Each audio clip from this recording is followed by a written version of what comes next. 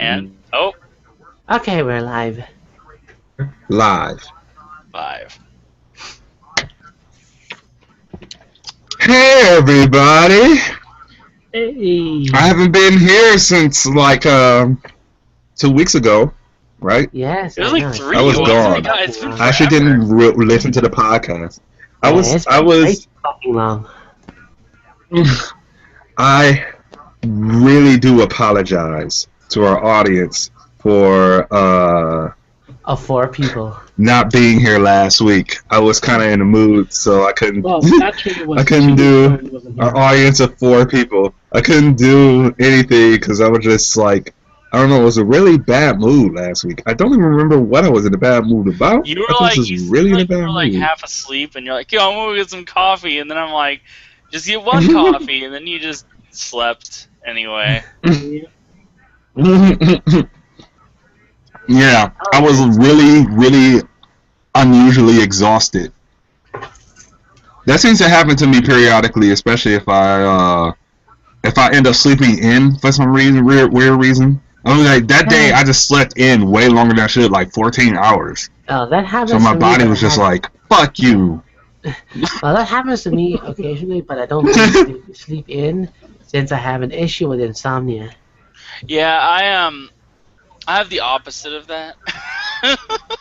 I sleep way too much because my job. See, I don't have to be at my job until around noon or 1, depending on the day. But I have to take the bus, and the bus takes like an hour and a half ish to get me to my job. And then there's a Um, risk of Randy Harper. Exactly. Oh God, that story. I may or may not have encountered her on a bus at one point. I'm not sure. Oh my god! She looked just like her, and she was a total bitch to me. So I was kind of like juggling it, and then Val was like, Squirrel was like, "Look, that sounds like a Randy Harper," and I'm like, "Maybe it was a blue hair." Yeah, but no. That is weird. Yeah, I mean, I live in Southern California, so it's not the most awful part of California in terms of like crazy people ending up being asses on buses. But I have encountered a few because my bus route, the first one is on a college bus route. So it's full of SJWs. So yeah, it's full of like those kinds of SGWs where they'll like very loudly let you know what they think of you in an awful way. It's not fun. It's not fun on buses. Give me a second. I'm trying to tweet the podcast. Keep talking. Okay. I like Go this for it, story. We gotta keep doing this. So yeah, I told the story the other week, but there are other events. Like one time I was wearing I have worn shirts that have drawn attention on the bus, both negative and positive.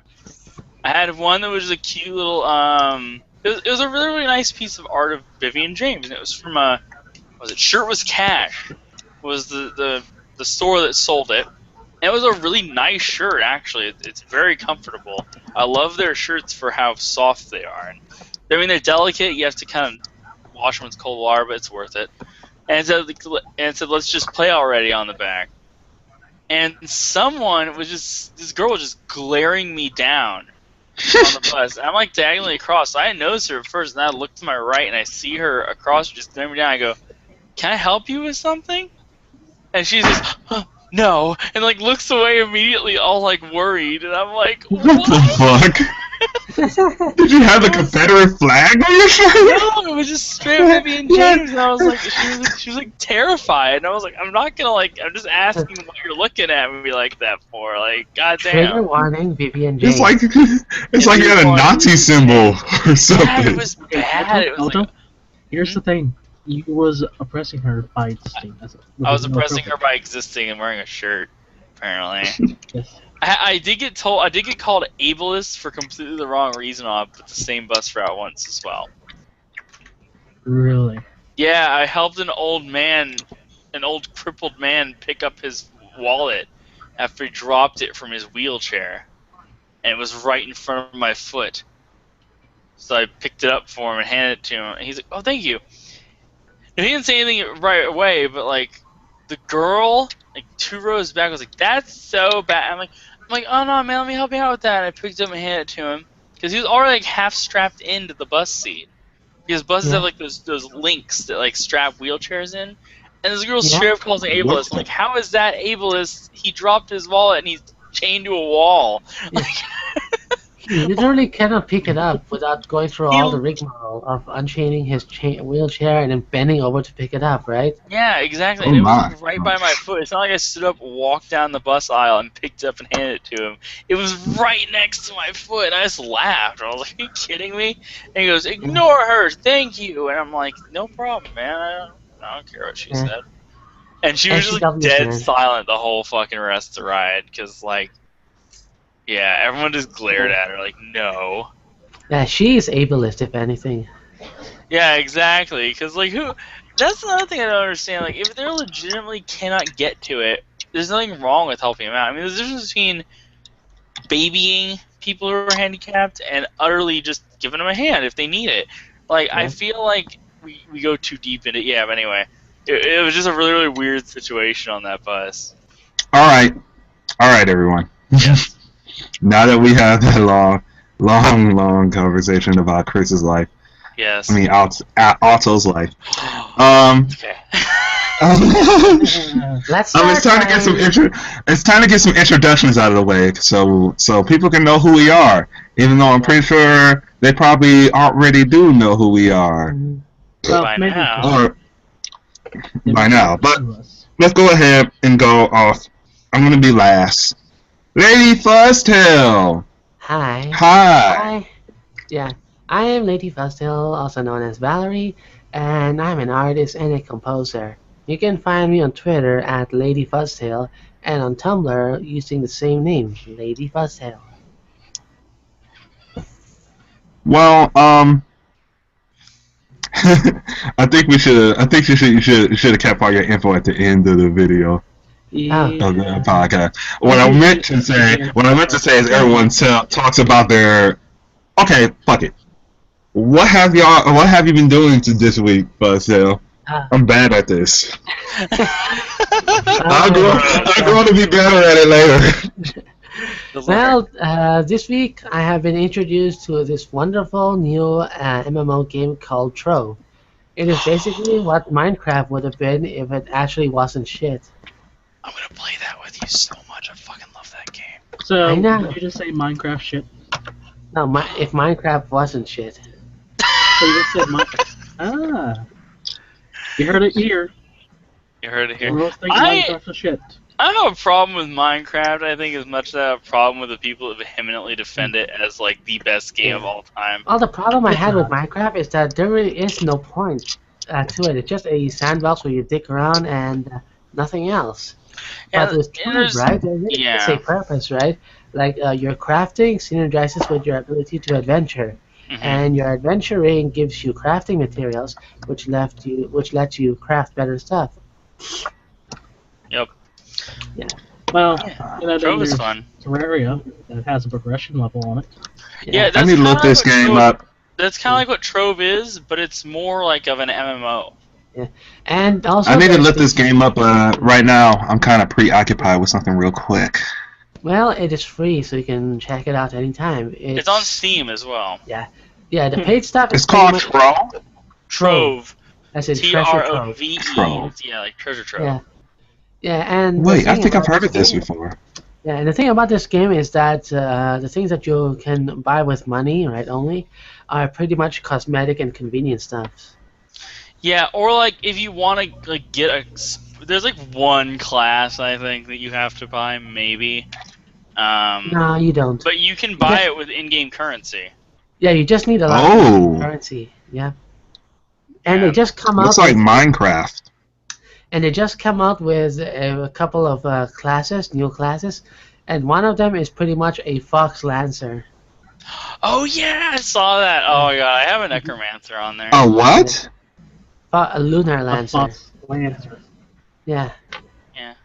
Hmm. I feel like with Fox Lunar, Lancer. I feel like with the Lunar Lancer, it would make more sense to make it a bunny because Chinese mythology. But Oh yeah, Usagi. yeah, the whole like Yeah. rabbit in the moon thing with Chunga and that kind of thing. But I guess I'm pretty sure. I think the reason they named it Lunar is because of lunacy from turning into a werewolf. Oh, got So it. what? I got it. Okay. Yeah, I'm sorry. Like, werewolf. Fuzztail and I are talking about like this game because we know it, and you Yeah. two are like, "What?" I'm sitting here like I have no idea what you're talking about. No, I looked it up. It looks awesome. Yeah, I'm currently rolling as a shadow hunter, which is pretty awesome because you're as a shadow hunter, right? I'm pretty much a glass cannon. Yeah, I do. I do the whole necromancer thing, so I just summon skeletals to fight. Summon Skeletals. spooky SJW skeletons to Scary do the work skeleton. for you. Yeah. Yeah. Also, besides that, I've also been replaying Doom 3 with the Sick mod. What mod is it? Sick mod is a pretty much a very very advanced mod for Doom 3, which adds a lot of graphical enhancements, as well as give you a lot of new game features that you That's can like kinda, actually. see, I like that when Doom mods are like kind of build on it. I like Mhm. that a lot. Yeah, but it's not for Doom 2. It's for Doom 3. Yeah, I which- know. I saw you pretty playing awesome. Doom 3. Yeah, All And right, I I feel think like we're and kind I of think I've monopolizing. found a kind of setting that I really really love for the gameplay, and it makes it feel a lot better now. Like Huh. enemies Mhm. do a lot of damage to me, and I also do a lot of damage to the enemies. Does And I one think do that too. makes so that makes the encounters a lot more impactful. Because in Doom 3, right, the issue I have with Doom 3 is that the enemies just don't do enough damage to support the whole like horror or even action aspect.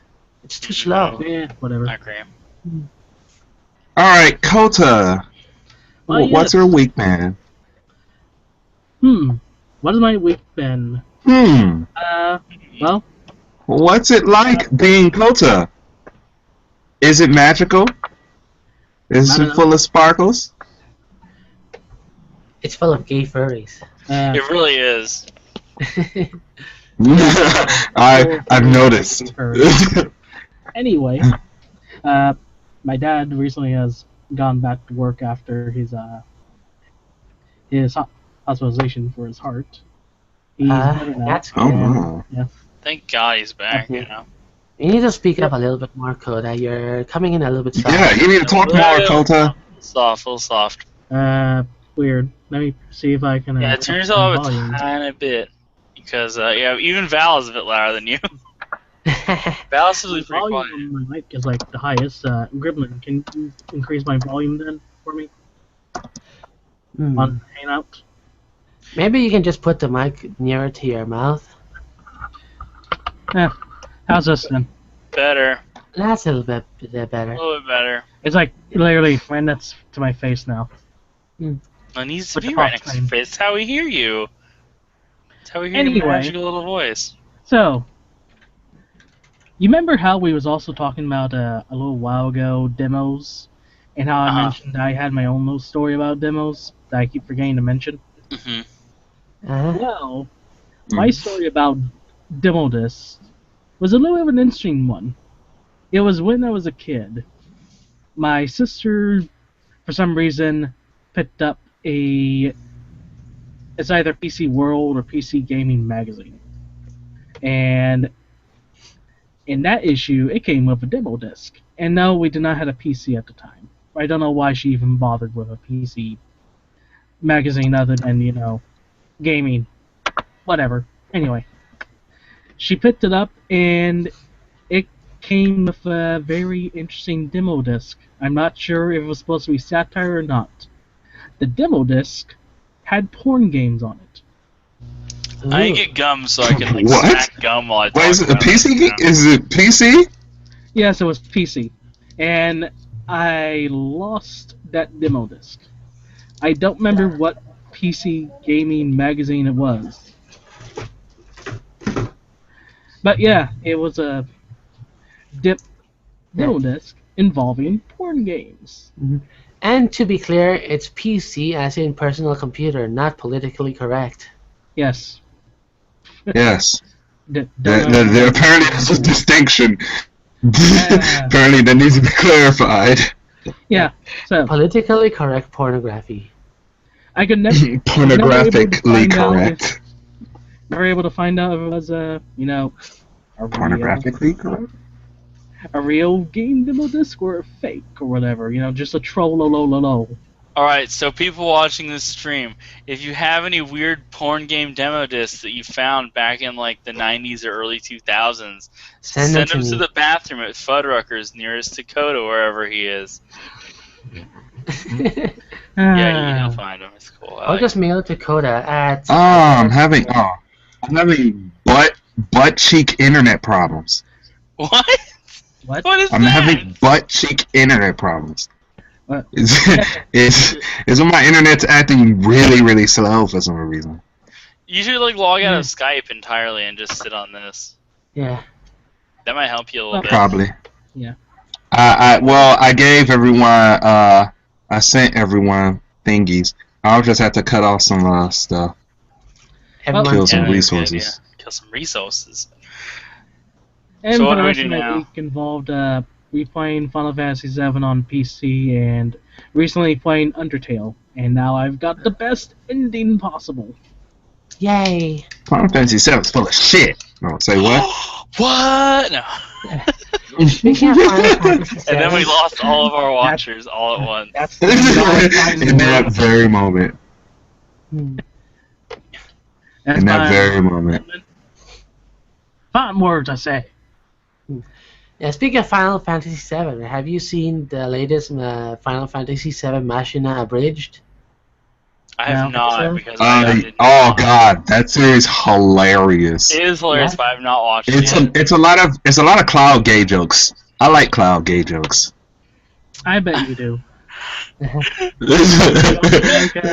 Remember how like okay, you guys remember how like the black label version of Final Fantasy VII for PS1 had Barrett just being super thug, and then the green label like greatest hits version, they're like, Barrett's not gonna be super thug now, and I'm like, why'd you do this? now he's like Mr. T or something. No. Okay, let's Yeah. I want to moderate this real quick. I know you want to talk more about shit, Alto. I know. I understand. I feel you completely. Yeah. But let's Alto, what have you been doing? Oh god, We then you can't do immediately this. throw the ball to me. I won't Oh, take God, too long, that's so I promise. Promise. If you haven't already talked about bullshit, come on. I know. Tell us something new. I worked a What have you- ton this week. I worked a lot, 7 to 9 hour days every day. So I haven't been super up to date on my gaming. I just started playing a little bit of Undertale, and then I played a lot of base. I've been on this binge watch of Red Letter Media lately. Uh-huh. Oh, and the last interesting thing is I got a box with 90 B movies in it in the mail. That's gonna be good. Why? Because I love terrible, terrible movies. In like, Okay. in a, if they're good, bad. There's a difference between bad and good, bad. If it's like good, bad, it's like I can enjoy this because it's so bad it's funny, or it was an earnest attempt and they failed completely and therefore it's funny. Not like M. Night Shyamalan movies are just bad, not entertaining in the least. But like something like Samurai Cop or something like that. Like I love that Or stuff. how about Trolls 2? Troll 2 is funny bad. Because entertaining. I don't have that kind of threshold. I don't have the friends. Oh god. Aw, Graham, I'll watch bad movies with And then you. they're going You to be eat my meat wingman. too. Oh my And then god. later- Maybe. Oh wait, were you just playing Red Letter? Is Val a Red Letter fan? Just the Star Wars review thing.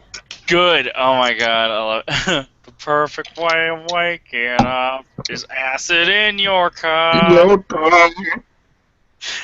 Alright. It's my turn. Yes, your turn. You're done, Alto.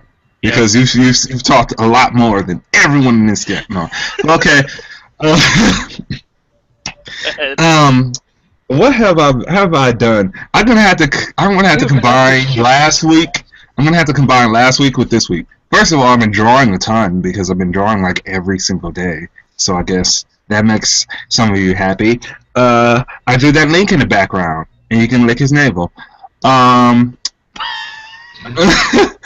What have I been playing though? Let's talk about video games. Let's talk about the fact that I played PlayStation All Stars again. I love that game, kind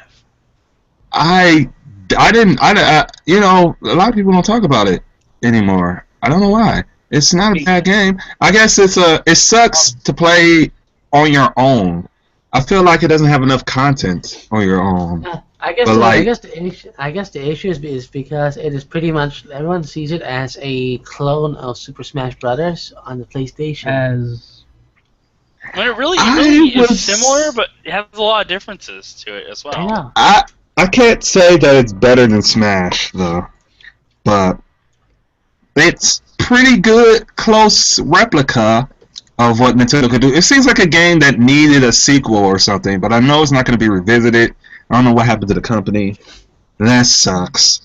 What else? I was doing a lot of fight games the last 2 weeks. I played Soul Calibur 2, the HD one. I do That like was- Soul Calibur. Yeah, I guess I don't know. I'm weird because I know that Soul Calibur 2 is supposed to be everyone's fan favorite, but I guess I'm so used to playing the later ones, and I kind of like being able to create your character and stuff. So Yeah, that's the greatest part of the later ones. You create your own character and make it ridiculous if you want to. Yeah. You can even create But, a Sonic the Hedgehog. Yeah. yeah. But I know I had 5, and that didn't have barely any content but the created character, which was fine, I guess.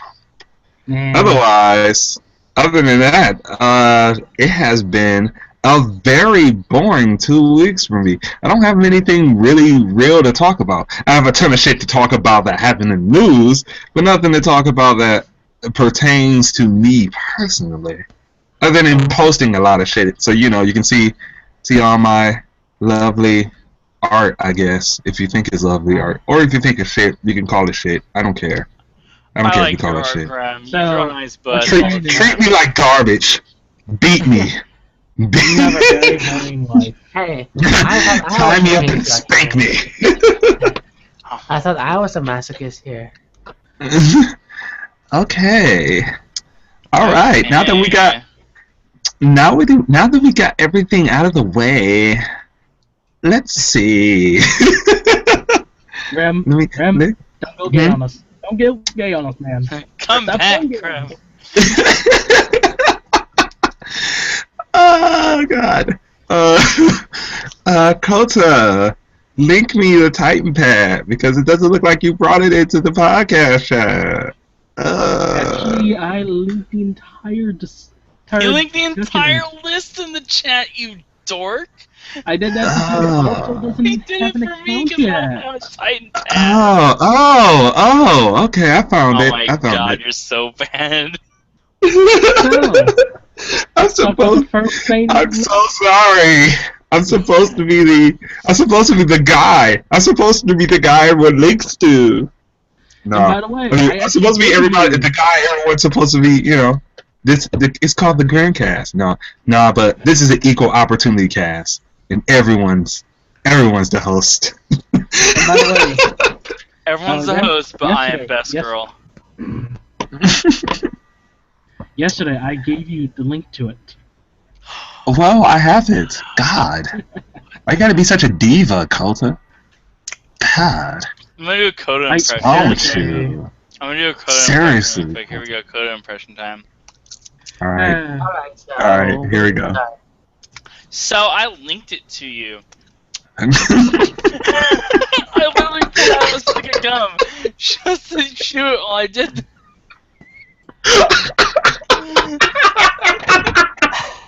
Alright, so let's start Okay, with okay, this. let's do this. Let's do No, this. I'm sorry. I'm so sorry. I'm so sorry. Let's Niche start this. gamer. All right. Niche Gamer inspired... Castlevania inspired game Dark Flame. Yeah. Looks like Castlevania. It Let's really talk does. about that. Can I just Yeah. say that? Sorry, it really looks like Castlevania. I am going to I'm gonna watch this trailer. trailer. I'm gonna Yeah. watch this trailer, see for myself. Yeah, and you know what? I'm perfectly okay with it. There's a guy. Okay. Before I continue the trailer, there's a guy that's like, "Hi everybody, my name is Warren." Hi Warren. Who the fuck is this guy? I feel like I thought I was watching a game trailer. That's some dude's let's play. I think this is like his like Kickstarter thing that he's using as a trailer or Yeah, something. Actually, it's a development video. Oh, is it it's a dev video? Yeah, it's a Okay. development I forgot video. 'cause I watched it like last week, but I do remember it did look like very I would almost say Symphony of the Night, but I feel like it's more the You know what this PS reminds me one. of? What? This reminds me of that Castlevania. This reminds me of that Castlevania ripoff on 3DS I talked about last podcast. Oh, what is Oh, that yeah. one?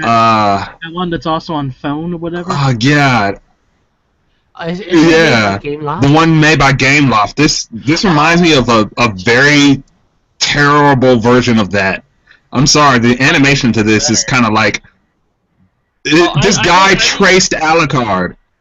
I think the design on these characters looks a bit better than that one on the Game Loft because the Game Loft. Oh God, Game Loft.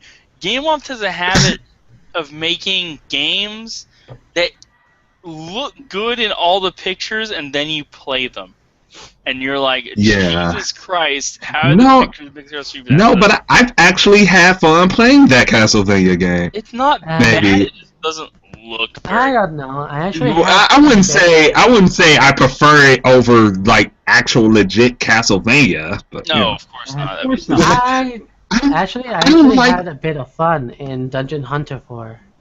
I don't like this is the thing about this is that I get that the heart's in the right place. You know, I want to make my own Castlevania game, but it really looks like he traced over Alucard sprites from Symphony of the Night. Yeah, actually, I agree. It looks like he ripped it off. Like you know what the coloring reminds me of? The level coloring and stuff. It reminds me a lot of how Sonic Before the Sequel looks, where it's very muddy, flat coloration and such. This is a very I guess if he gets his money on this Kickstarter, maybe he'll be able to build a better looking game. Mhm. Hopefully. I mean, it doesn't look Honestly, terrible though, as it is. Yeah. Honestly, though, we're kind of really hurting for a new kind of a 2D Metroidvania style Castlevania game. Hell yes. Well, have Because you like guys? Konami has pretty much abandoned the whole thing. They Pretty really much. Have, well, Konami's abandoned 90% of everything. Wow. Which we'll get to But later. I now guess- everyone can make their own Castlevania because Konami killing I- everything. Yeah. I guess. From what I've heard, right, Valda's Story, Abyssal CD is a pretty close kind of contender for it. It plays really well, surprisingly. Has anyone here besides me played Axiom Verge? I'm looking haven't. to Bloodstained. Let's say that's Personally. amazing, but that's Yes. the man himself. That's the guy who designed fucking. I know. It's kind of like it's kind of like comparing fucking anything low budget compared to that. I guess This I can get a guy's good comparison. who started that shit, so kind of hard. Castlevania I- Spider game on Kickstarter. Kind of looks like fun, but also kind of at the same time looks like it's ripping off heavily on Castlevania 79. Netstain! all right, Kota. Jeez, Yeah. God, why you gotta be should such a also- killjoy? I should also mention that Axiom Verge is pretty much a clone of Metroid, a very, very blatant one. Well, it's very Metroid-y, but it doesn't feel as. It feels more Geiger-y than like Metroid even did. But you even get a morph ball in Axiom Verge. Well, yeah, because Man, I'm gonna have to just take Kota's post and link it to myself or some bullshit because yeah. this is ridiculous. Yeah, so Axiom Verge, if anyone hasn't played it, just while Grim gets going, is it's basically, yeah, like Fuzztail mentioned, is pretty much Metroid, but it's kind of got some very interesting pieces to it. And you can tell the guy who made it absolutely adored Super Metroid. Like adored it. He loved Super Metroid. Like it's through and through. It's a Metroid game. But with it being so long since Nintendo has made a Metroid game that was, not just the third Prime game or not. Oh god, let's not series, mention other. or not a side scroller. I mean, because they haven't made a side scrolling Metroid game in a long time. Yeah. Yeah. All right, let's move on. I'm trying to keep this. Very, very, very. I don't want this to go on any longer than it already Speaking of does. Castlevania, let's talk about how Konami has decided to stop all AAA development. Oh yes. Let's get straight to that. Let's go straight to that real quick. Actually, you know what? I feel like a topic of Konami is going to take a while. So This is what I'm going to do. This is what I'm going to do for that. We're going to get through everything that's non-Konami related, and then we're just going to lump all of Konami into one section. All right? Okay. Let's get all the other stuff out of the way, because I'm pretty sure we're going to be there for a long time. Hashtag KIA cast. Konami in action cast. Hashtag Kojima forever. Hashtag quiet's boobs. Slave Tetris was removed game after newfound backlash arises. Slave Tetris? Yes, it is. Yeah, it is extremely offensive, but that's kind of the point of it. What the fuck I'm gonna have to watch this video now. Yes. Oh yeah, the whole Slave Tetris thing. On the topic of that, I don't Kota, know. where do you find these things? Okay, to give a little bit of history for this game, it's called Playing History 2. You are a slave and you are in that time period, and you are trying to just get by. At the same time, you're also managing all the other slaves, and part of the game involved you organizing the slaves in the slave ship, which is why they have it as a Tetris minigame. What?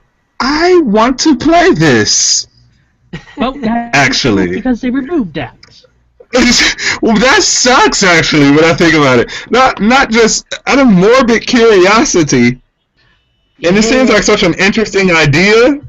I mean, I know it's offensive, but shit, Well, there's no other game company doing this.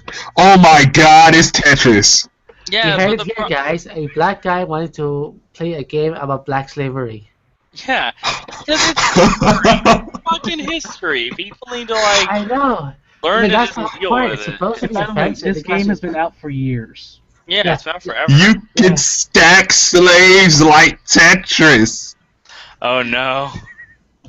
Yeah, and you know what? Grab It's it. actually kind of accurate considering how slaves are treated as property instead of humans. Yeah. So This the traders are going to try to pack as much of them in a small room as possible instead of giving them their proper living space. I am both really surprised, but I guess that's sort of the first reaction you get from something like this. But I'm also kind of morbidly curious and kind of feel like this is kind of a bad idea. It's not like it doesn't seem like it's like trying to present a certain kind of message. At least from this, it doesn't seem like it's something that's trying to go like be racist towards black people. It seems more like something that's a little bit more educational in a weird sort of way. Educational. Educational.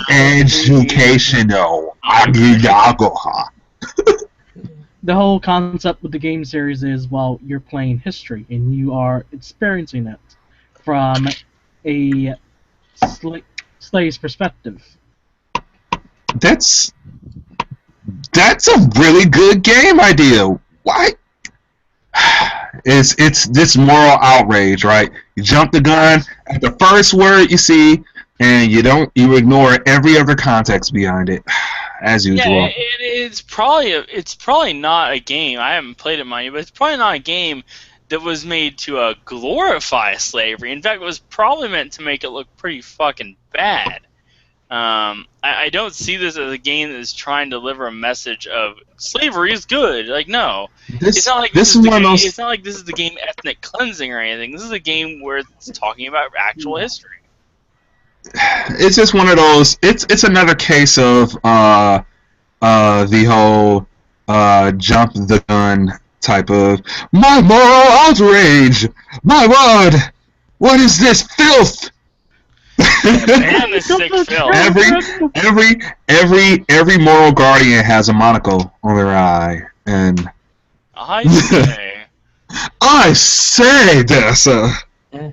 And I have to say that the moral outrage is but extremely unreasonable, because we have a lot of games already in the market that are already offensive, and it's not offensive. Way more offensive than this.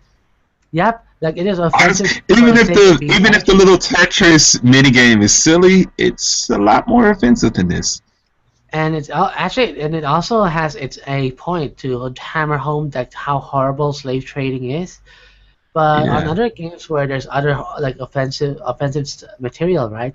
There is a lot of other games out there that has offensive material for its own sake, like say Postal 2, and that's one mobile game that was removed called Fag Hunter. That's a lot of work. Whoa! That game was a lot worse than Slave Tetris. I'm just saying for content's sake.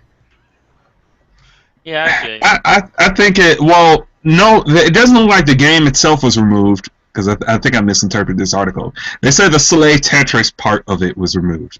But the game's super to clarify, old, isn't it? I'd say it's still kind of silly. I mean, I guess the way the Slave Tetris was implemented might have rubbed people the wrong way, but I guess at least the entire game is still there. At least the game itself is still there. Yeah. Yeah, minus the Slave Tetris. Yeah. So, yeah. Not exactly which article to go to next for this, because following up from Slave Tetris to Net Sane seems a little bit awkward no matter which way you go with it. Yeah, exactly. Following up with Slave Tetris and what? Going to the next article is Nintendo. It's cool. Yeah, it's just a little bit awkward going from Slave Tetris to Nintendo. Anyway. I know. I guess we can go with it. Nintendo has a new president elected for 1 year. And his name is Tatsumi Kimasi. Yeah. All I know about this guy is that he has something to do with Pokemon, I guess. Okay. I guess he headed the Pokemon company. So. 2 things. 1, he was president of Nintendo of America before Reggie was put in charge. And 2, he was president of the Pokemon company, which pretty much runs Pokemon. And when he was president of the Pokemon company, they made Gold and Silver, which is by most people's standards the best games in the early series. Yeah. I mean, he's only there for a year for now, apparently. Right? I guess the most surprising news isn't him being president. More so, it's the I'm going to be there for 1 year thing, because that kind of goes like, whoa, shit. So we still are technically waiting for Nintendo's like future president, the guy that's going to control Nintendo. Well, it's going to be very, very hard to replace the prior president, because I mean, look at the shit he's done. Like, yeah, Iwata. I guess his guys exist to push everything that Iwata wanted to do before the new brand spanking new president pops in to go, hey guys, bitches and rock and roll. It's gonna be really hard for people to get over the previous one. I think. I feel like because he was president for so long, it's a big decision for them to make, and they should definitely not rush it. Wine and hookers for everyone. No. And he does mention that there is the possibility for the next president for Nintendo to be, might possibly also be someone outside the company as well, if they so Oh choose man. after him. Oh man. Let's Oh, hope they don't man. make the same mistake as BioWare did by hiring someone like Hamburger Helper to do the writing. Okay, let's just hope that we don't get someone like Bobby Kotick What in if it was charge Yuji of- Naka? Not joking. Let's just hope that we don't get a Bobby Kotick in charge of Nintendo. Yes. Yes. Yeah. Yes. I think I can agree there. Okay, let's move on. Kota, you can keep reading out the news. You keep reading off the news. I like this format. I like your ability to read off news. Another Kickstarter.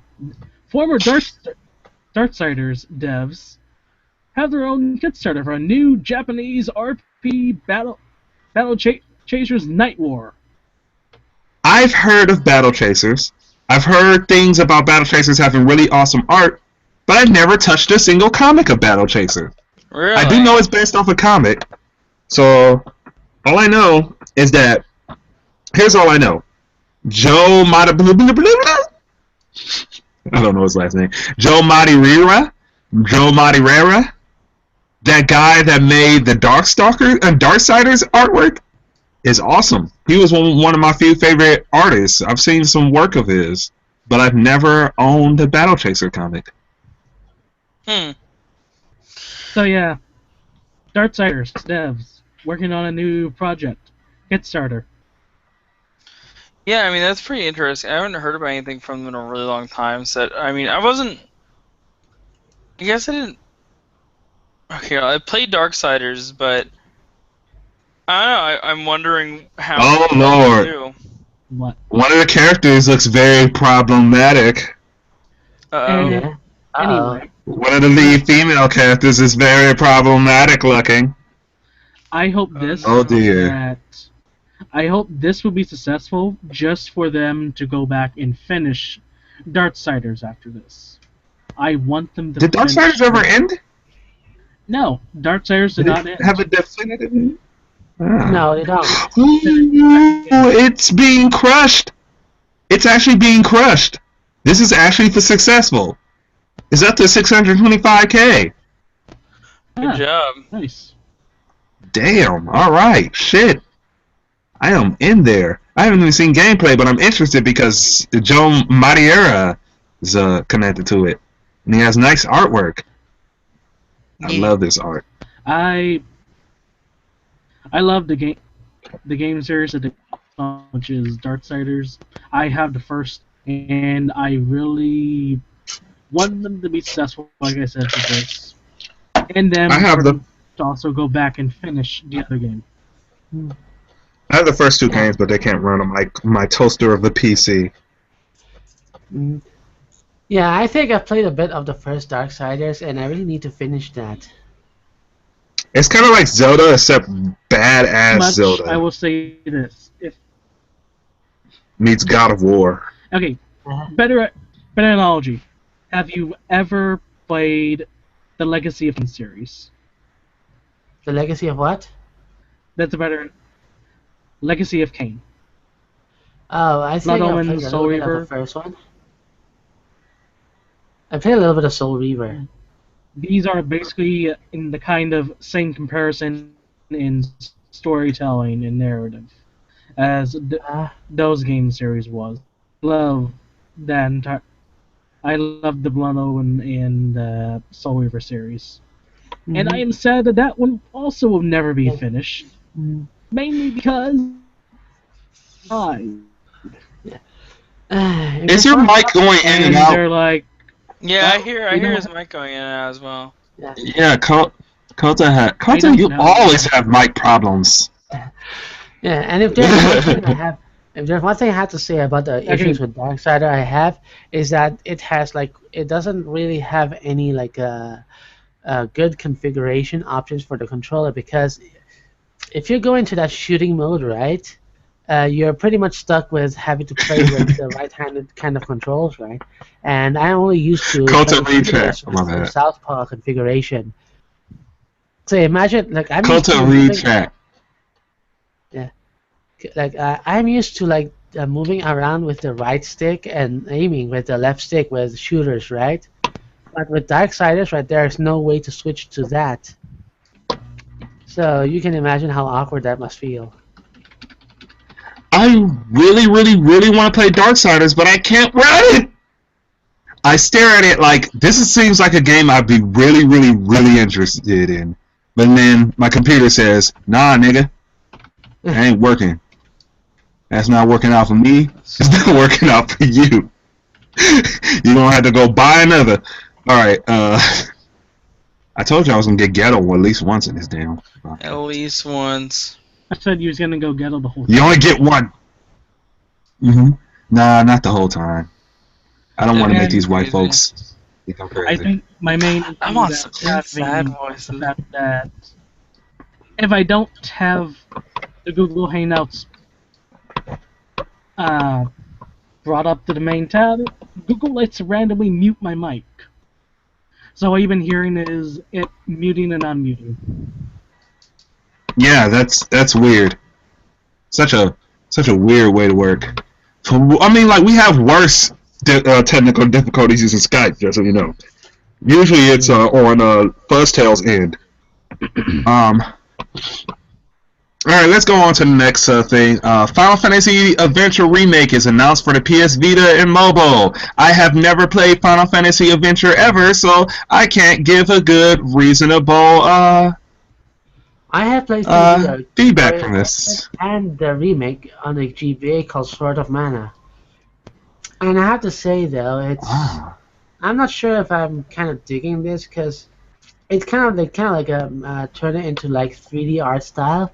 And one of the big hallmarks of the Mana series is that it uses watercolor drawings as graphics. So I'm not really sure. I'm not sure I'm like sold on the aesthetics. The gameplay. Wait a second. The gameplay seems Final to be- Fantasy Adventure is Secret of the Mana? Yeah, it's Seiken Densetsu. Secret of The Mana. Secret of the Mana series is a Final Fantasy franchise? Well, Here's the story, right? Here's the story. The original game on the Game Boy is called Seiken Densetsu, right? And when it came over to America, it is called Final Fantasy Adventure. And then when Secret of Mana came out on the Super Nintendo, right? It is called Seiken Densetsu 2. But in here, right, it's called Secret of Mana. Hmm. And Yeah, I then also the didn't know they entire were all the series- same. So that's pretty cool. I didn't know they were like connected. Oh god, what is wrong with my internet connection? You know, personally, right, I would have preferred if they actually remade Seiken Densetsu 3 and ported it over to the US because we never got that the first time around when it was in the the Super Nintendo, and that game arguably is a lot better than Secret of Mana. Okay, this is what I'm gonna do. Yeah. I'm closing Skype for a little bit. I'm closing Skype. It's not like I'm staring at it anyway. It's gonna copy and paste Good plan. because my internet connection is going like, Blah, blah, hey, blah, blah. bro. Yup. Okay. Poor internet. Well, after Final Fantasy, Nintendo Direct will continue, but the new host is undecided. As we previously all know, Iwata was the host for Nintendo Direct. Since his passing, we don't know who the next host is, and they haven't really said much until recently if they're going to continue Nintendo Direct. And now they will. Host to be determined. When they decide. Maybe at the same time they decide who will be the finalized president. It might be the one they currently pick or someone new. It might be a completely different person and not the next president. You Yeah, never that's know. true. And what's your guys' thoughts? I honestly don't know what to think about that because it just seems like, again, like I said before, he's going to be a really hard person to replace in a lot of regards, including Nintendo Direct. He was a fun guy on there. He was obviously a great president. He obviously cared a lot for the fans. Yeah, it's gonna be another situation where it's a really, really kind of a toss-up between other execs and really, really interesting and well-known execs at Nintendo. Bless you. Bless you again? No? Okay. Bless you. Bless you again? No? What? No. I have a feeling that they aren't going to be using the Nintendo president as the Nintendo Direct host. It just seems like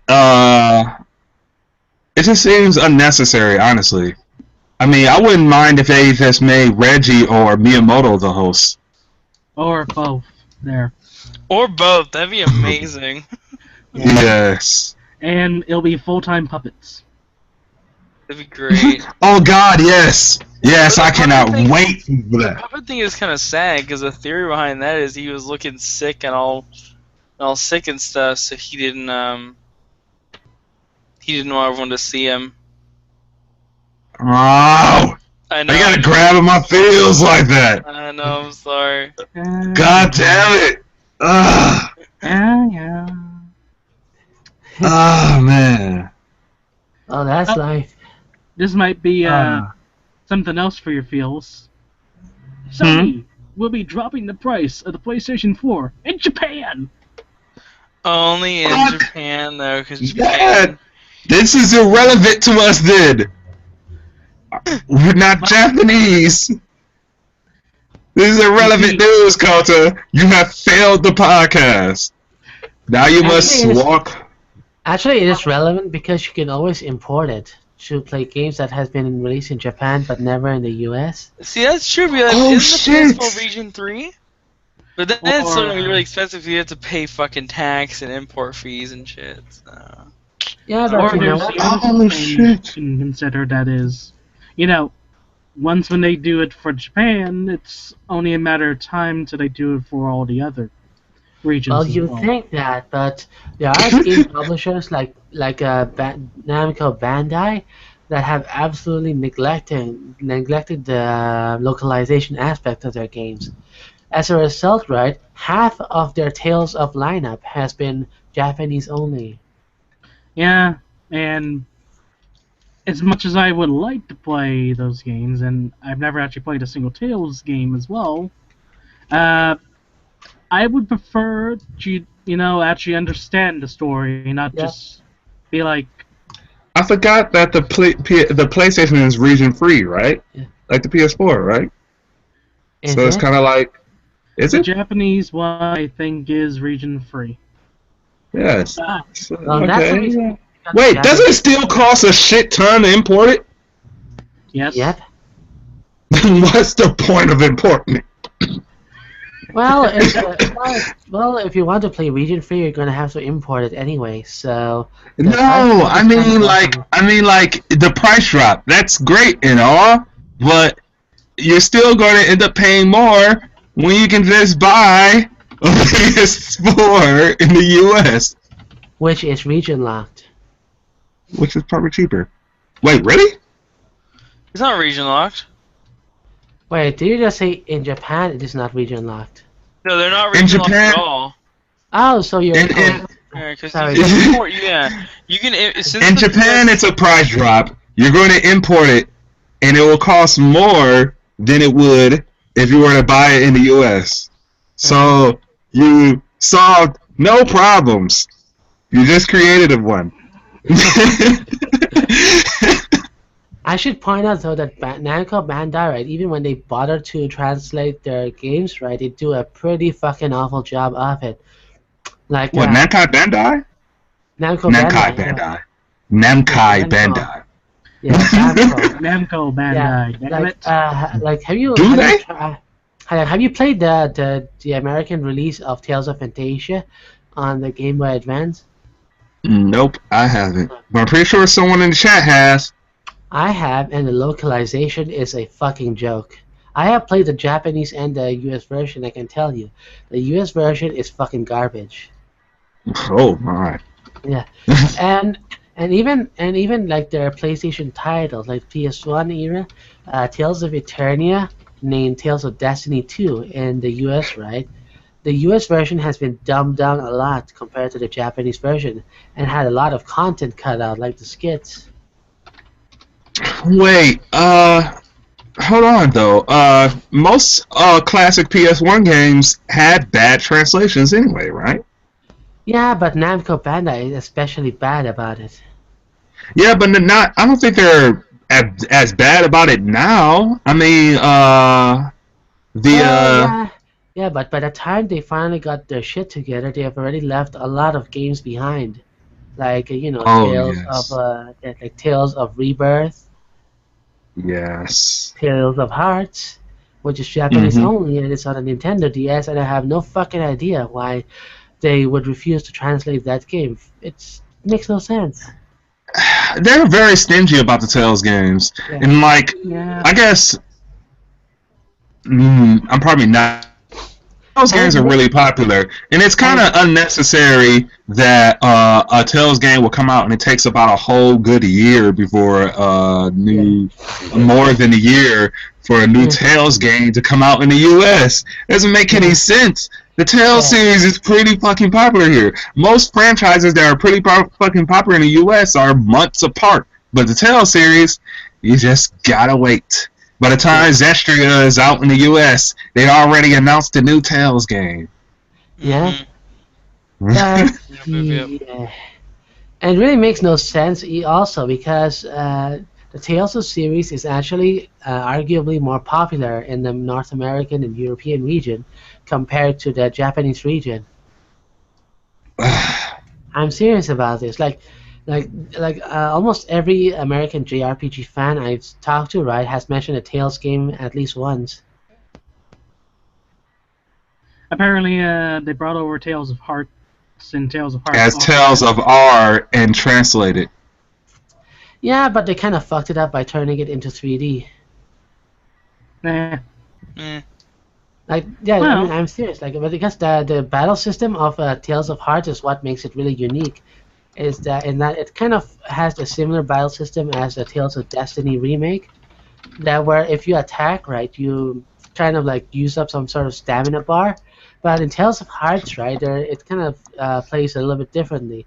Like if you run out of one stamina bar, right, you open up another stamina bar, right, which Hmm. greatly reduces your defense and your attack priority. So basically, you can take the risk of like keep on attacking and continuing your combo chain at the risk of taking even more damage when your combo gets interrupted and having your combo be interrupted even more easily. They don't have that anymore in Tales of Hearts because the battle system is 3D, so they pretty much have to follow up on making it like, Tales of the Abyss. I like the 3D battle system. I guess because my first Tales game was Tales of Symphonia, so I guess I'm used to that. So I Yeah, don't my know. first Tales of game was Tales of Fantasia. Oh So well, I then pretty there much we played those go. two together. Yeah. eh. Yeah, but Oh. I guess as far as battle systems go, I gotta have it's a toss up for me because I kind of like Vesperia's a little bit. I guess because Vesperia's is still kind of classic Yeah. Tales gameplay, but I'm also kind of digging Grace's too. Oh, Gracious is actually pretty good because Yeah, it ditches the whole outdated TP system, right? yeah. Because like if you're having a combat like very action oriented game, right? Mhm. Having a TP system for anything outside of basic combos, well, it's gonna kind of ditch that gameplay a bit. Yeah, it really frees up the gameplay, and they got it set up where every character has like two fighting styles to it. Yeah, And yeah, I just I love really it. It's just so. And I know there's a lot of people that seem to dislike it, but I'm just like, this is right. This is the feel I want. yeah, yeah. The idea of removing TP is that it makes the game more focused. Well, at least the combat more focused on chaining proper combos Yeah. and trying to learn the pattern of the enemy's attacks. hmm I prefer, and I've seen some gameplay of Zestria. It looks nice. I'll be real with you. Zestria looks nice, but I kind of that's what I want that's what I want. Like as far as Tales going forward, is to more focus on getting the combat right. Because it seemed unnecessary to add like a bunch of mechanics like classic Tales games did when you got like such an action oriented type thing. It seems more like it should more focus on just trying to make the enemies like more technical, maybe. I don't know. I mean, sure, it might make an RPG less of an RPG, but you can still, grind, get stronger, or learn new techniques and stuff and all like that. Yeah, I kind of like how it's growing out of it. Yeah. Although I worry that if Namco Bandai Tales of Studio is going to evolve out of the whole like battle system, like the whole segregation between battle mode and exploration mode, right? Yeah. Because I think that's going to be the next step in the evolution. I feel that they may have to rebuild the new combat system from the ground up because it is not going to work well with the whole exploration mode. I used to be very iffy about. I used to be like, yeah, I want more action-oriented RPGs, but I used to be like, but it might lose the RPG aspect. But now I'm like, I think we can somehow be able to marry the complexities and the strategy involved in JRPGs with a complex combat system. Not so complex where the RPG aspects become unnecessary, but just complex enough where you can get that strategy and customization you get from grinding, leveling up, gaining new techniques in RPGs, while also like I could say it also kind of at the same time it kind of reduces grinding a little bit because it's like maybe you can fight a boss at an under level if you're good at fighting. Or they can make it like Diablo and make it so that you can play as one of the like 4 playable characters, and then have someone like join in and have their character join in the fray as well. So, speaking of fighting. We're going on to a next topic that involves wrestling. Because wrestling. Let's gasp! Alright. Okay! For those of you who, like wrestling, maybe there's some of you. I don't. I kinda do. Whoa, slow down, Kota. Yeah? Some of us likes wrestling. Alright? Do you like wrestling? I like some wrestling. I like wrestling video games. Watching wrestling itself is actually funny sometimes. It's kind of thing where it's like it's a hit and miss. It's like it's a hit and miss. There's some days you just feel like watching wrestling and just seeing all the goofy shit that goes on in wrestling because goofy shit goes on in wrestling. Other days it's kind of like poisonous. It's kind of like God. I don't want to watch this. I don't want more of these big burly men yelling at me about crap. Get out of my face. How do you feel about a wrestling game powered by the Unreal 4 engine? That seems pretty sick. I'm not gonna lie. It seems awesome. Yeah, I'm gonna be real with you. All right. It says arcade wrestling. I'm already interested. Yeah. I am in there when it comes to arcade wrestling because I used to love arcade wrestling. All right, I'm gonna make one exception because I remember when I was a child, right? I used to play this one wrestling game on the Sega Master System, and I had a lot of fun playing it with my friends. And that game pretty much fits the descriptor of arcade wrestling because it is not a simulation, but it has more to do with the action. By the way, did we ever say the name of the game? I don't think so. No, Chikara! Arcade wrestling! Yeah! Chikara! Arcade action wrestling! I don't know. It has green light after a failed Kickstarter. From the video thumbnail, right? The characters look like clay models, like plastic models. That doesn't sound good.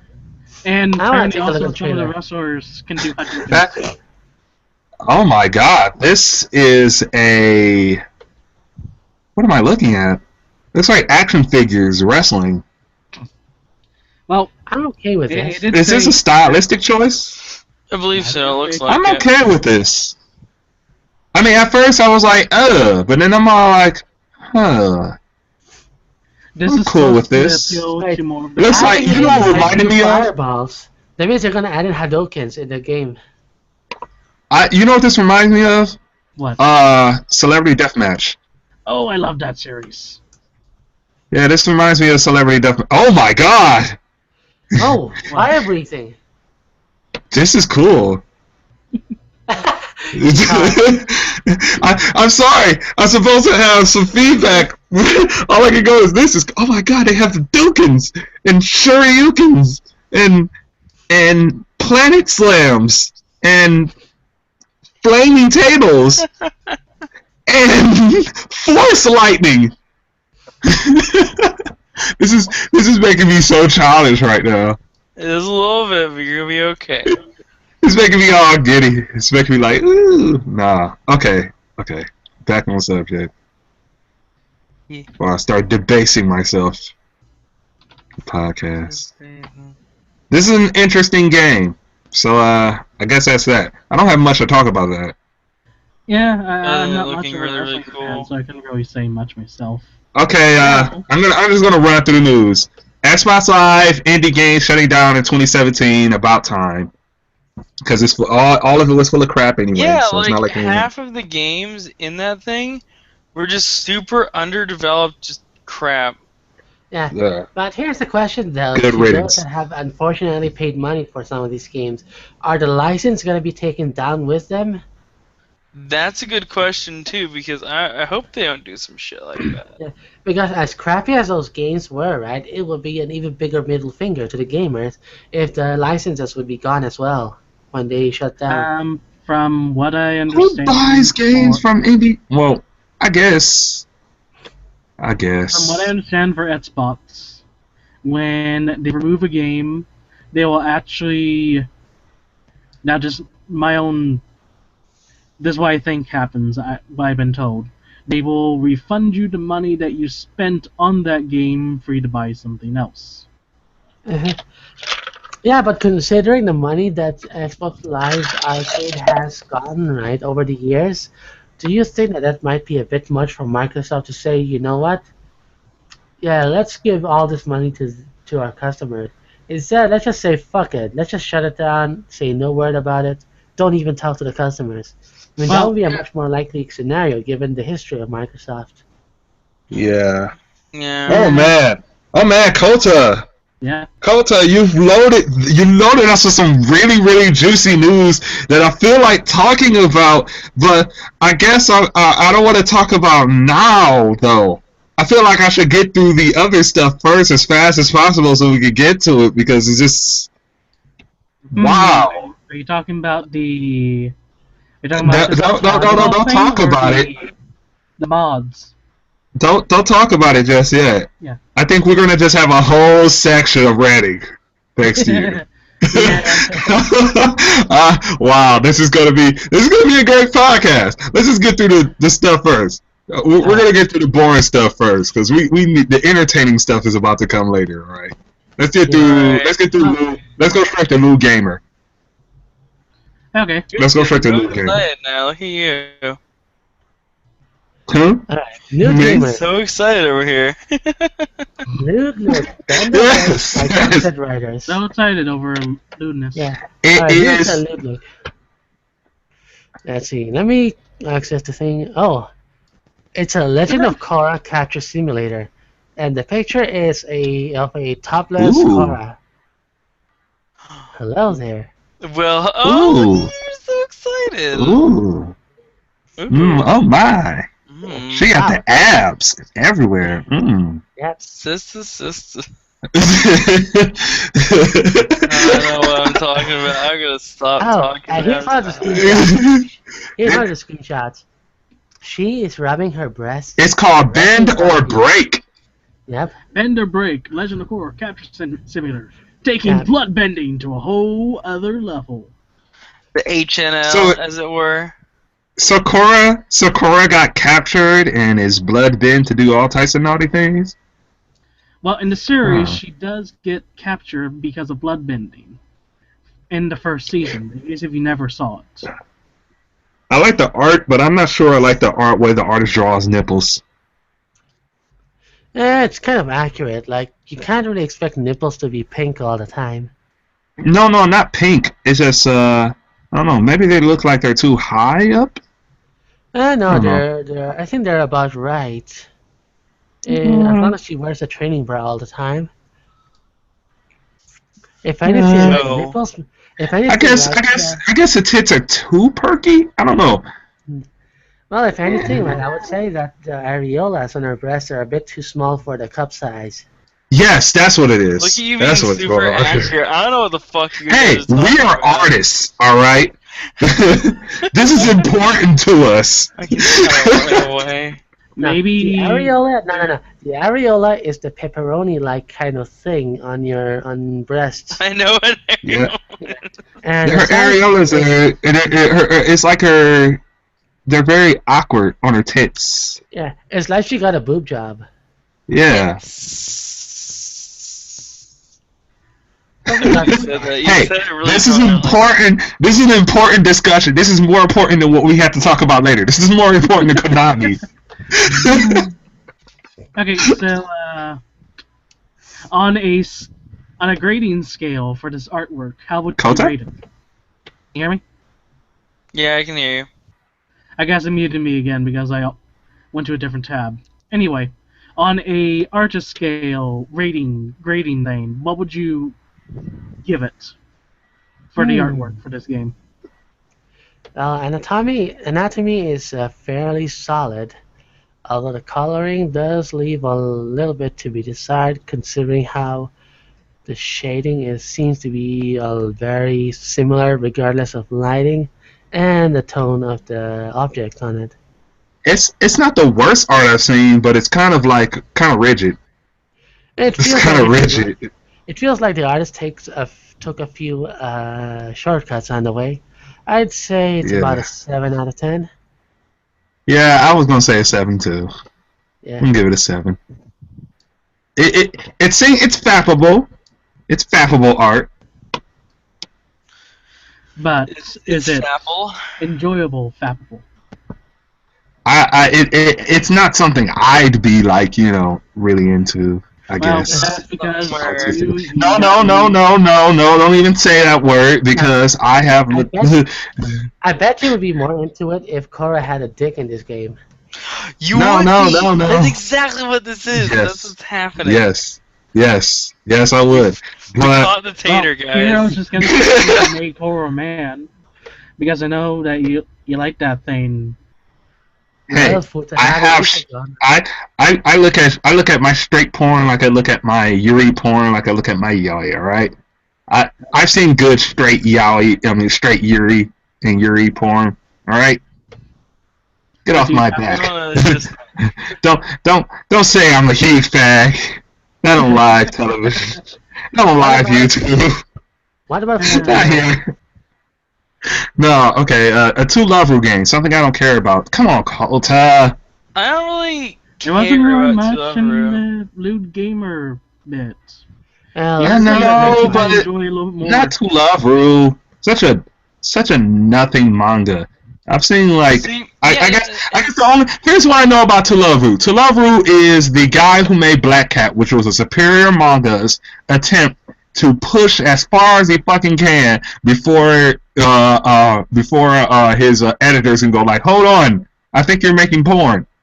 I like the brown girl. I like her design. Yeah, so let me go ahead and just explain, because I feel like I have the same exact opinion in a weird way that Grem does on To Love Room.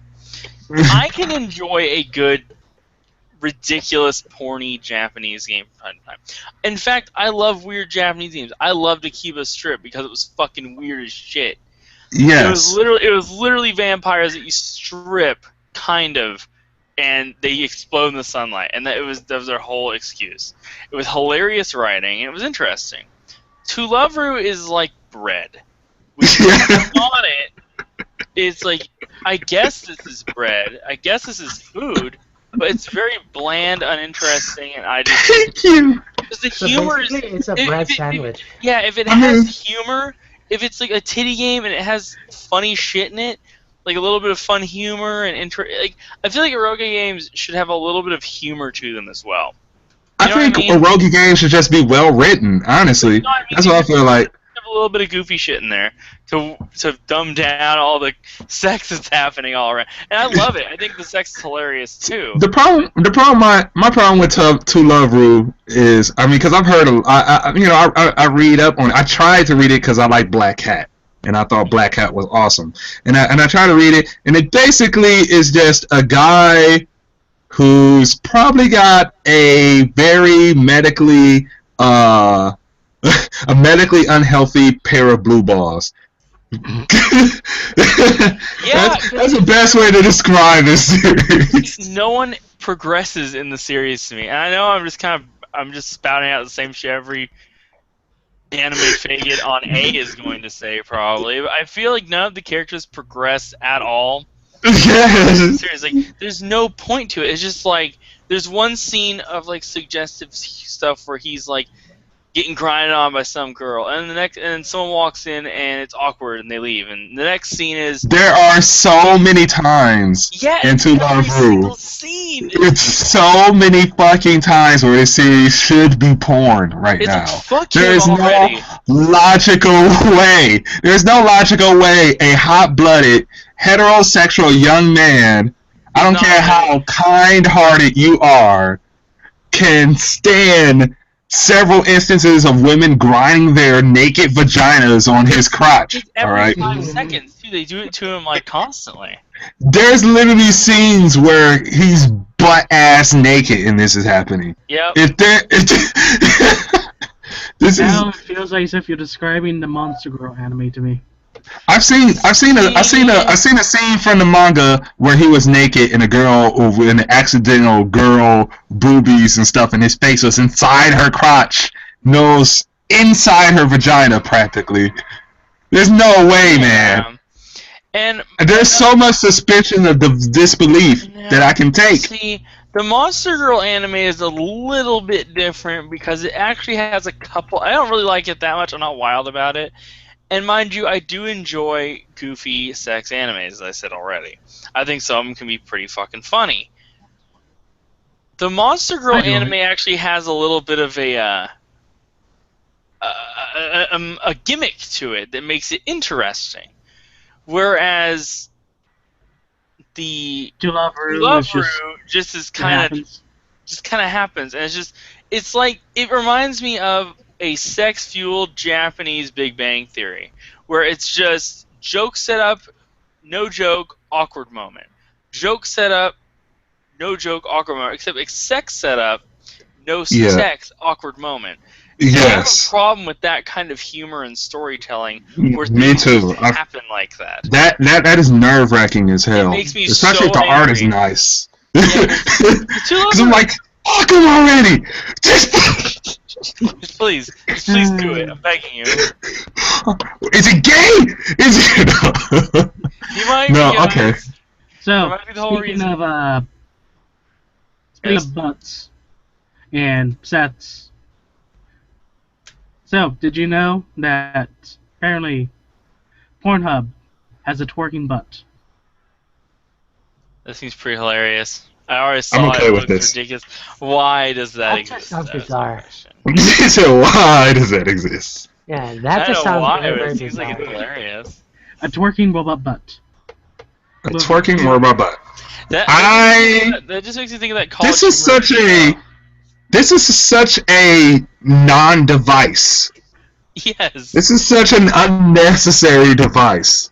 I mean, Wait, this is really unnecessary. wait, What are you doing? What do you? here's a fuck question it? though. Are there holes in it where you can stick your dick in? That is Yeah, my question right now. that would work. Oh, it tries to provide a massaging and insertion experience to the user alongside a twerking function that tends to draw their gaze. What? So just Wait, so you can still stick your dick in. Oh, so you can make it twerk. And then it's just a. You know what's the best part? Stick your dick in. And you know what's the best part is that there is an app that you can use to control it with your smartphone. Yep. What? This is such a nothing thing. And you can This is such adjust an temperature. unnecessary device. Grab. You can also adjust the temperature, and it can be set to a maximum of 37 degrees Celsius to simulate the warmth of a human body. This sounds like that boyfriend arm they have in Japan, but for sex. Like it's like for lonely people. Hey, I'm sorry, I was gonna write this thing off. I was gonna write this thing wrong if you couldn't have sex with it. Because then what's the point of a fucking twerking butt? If you can have sex with it, it's probably better. Well, Yeah, Greg, that is much better. That is much better. That's That's unnecessary. Hang on. I'm going to watch the video that is included in this article. Oh God. Oh, you God. can have this twerking butt for only $699 Okay, there's or yoga, the deluxe version a of hot Japanese lady. $799. And Ah. just slap the butt. Oh man. So did you get for it? Oh, she's a pretty lady. That is Oh. overly pretentious. Like Japanese, I mean, like scientists in white lab coats. What? Now look. Oh my God. Well, what do you expect from a commercial about a twerking ass? Are they making this science? Because this isn't science, guys. This is a thing. That's happening. This is not science. This Oh is my God. this is Oh my God. people with entirely too much time on their hands. Exactly. What's going on here? This is great. This guy is going in. I find it funny that people are gonna be listening to this and be like, "What the fuck? Now I gotta go find it. I gotta go look at this." Just randomly slap the butt. The butt's just randomly there. I am linking this to the chat. It's just like, look at the butt, guys. Look at all these butts that are happening. Look at this $699 robot you can buy. Or the deluxe of $799. Ah, this is silly. This is silly. Let's move on. How about What's the matter? Is it too hot for you? the cross-dressing ship cruise virtual? This is controversial. This is a controversial topic. Woo woo woo woo woo woo. All right. This are is we moving on? this is. Hmm? Sorry, I was watching the trailer and it's. I know we were just. God damn it! We gotta be on topic. We can't. All right. You can't spend the rest of the podcast talking about twerking robotic asses. That's not what people will come to listen to us for. I think they will. I think this is a really good idea. I think that's exactly what they come to listen to us for. Okay, Greg. They're like, we're talking twerking asses. Fuck Greg. controversy. Yeah, I'm gonna give you an assignment. You're going to have to draw an animated GIF of a twerking ass for this podcast when you upload it to YouTube. Because I will actually try to do that. please do. I need it. I will actually try to do that. I've been learning animation. Or just like make like a Practice. banner of all of us just twerking. I mean that works too. Oh, good This will be lord. the twerkcast now. It's not twerkcast. This is not a. Well, I'm gonna have to change the name now. Alright, so let's move on. What's Yeah. our Alright. controversial? The controversial topic is about a cross-dressing game called Lady Killer in the Bind. And Kota probably linked this to me because it was a cross-dressing game. Well, he failed to mention that it's a cross-dressing game created by Christine Love. Who? Oh, Who? wait. Yeah. Alright, now I gotta get Christine Love for you guys because apparently we're the only two. Oh my. Oh, just looking at her makes me violently angry. Like the second I see her, like, oh my god, here we go. This is for everyone. This is for all you guys who don't know who Christine Love is. This will cause controversy. You don't This even will- need Oh God, her. this. You just Oh, need God. to look at her face. That lady, the one with the creepy wiki photo. See, 'cause Oh. I played Analog, A Hate Story. That was alright. And then she made other games. It was like, what are you doing? Please stop making these games. Why are you doing these games? That was my experience with her. My first experience with her is a lesbian cowboy game I played, which was What? actually kind of neat, but also was playing with my feelings. So I mean, I'm not saying she's probably not a bad artist or something like that. I don't know. I can't give a good judgment of her actual games because I've never really touched her games. But all I know is that anytime I bring her up, people Like groan. yeah, there's loud wailing sounds in the background. Well, what's It's like wrong? people have weird involuntary movements. Why is Christine Love like so reviled? Uh, I mean, look at her for one. I think No, okay. Look at the article. Christine Love is a GG related topic. Uh-huh. Yep, there you go. That's all you Yeah, and Well, let me because guess, of she's that. anti-GG. Oh, Yes. Fuck Yeah. dude. Yeah. Just Yes. okay. She's somewhat slightly was involved in that particular quagmire. So that's hey, for the sake of clarity, let's not discuss this. Yes. Yeah. let's not. Yes. Yeah, this is something I don't want to fall into. Let's this just- is Do not novel discuss the game or anything though. else. Well, let's talk about the game. Let's talk about the game. All right. Yeah. The game looks weird. There you go. It looks Well, like basically, furry-ish. basically, it's a stag king, being stalked by a dominatrix, and then lesbian sex ensued. With bondage. Yeah. Bondage. Wait, is the main character male? No, Yes. it's No. a stag. The main character's a lesbian, so no. Yeah. Is Lesbian stag. Oh. And the rest of the cast is guys in dresses? No. No. It's girls cross-dressing as men. Then why is there's guys too? There's guys cross-dressing. no, as those are women. wait, what?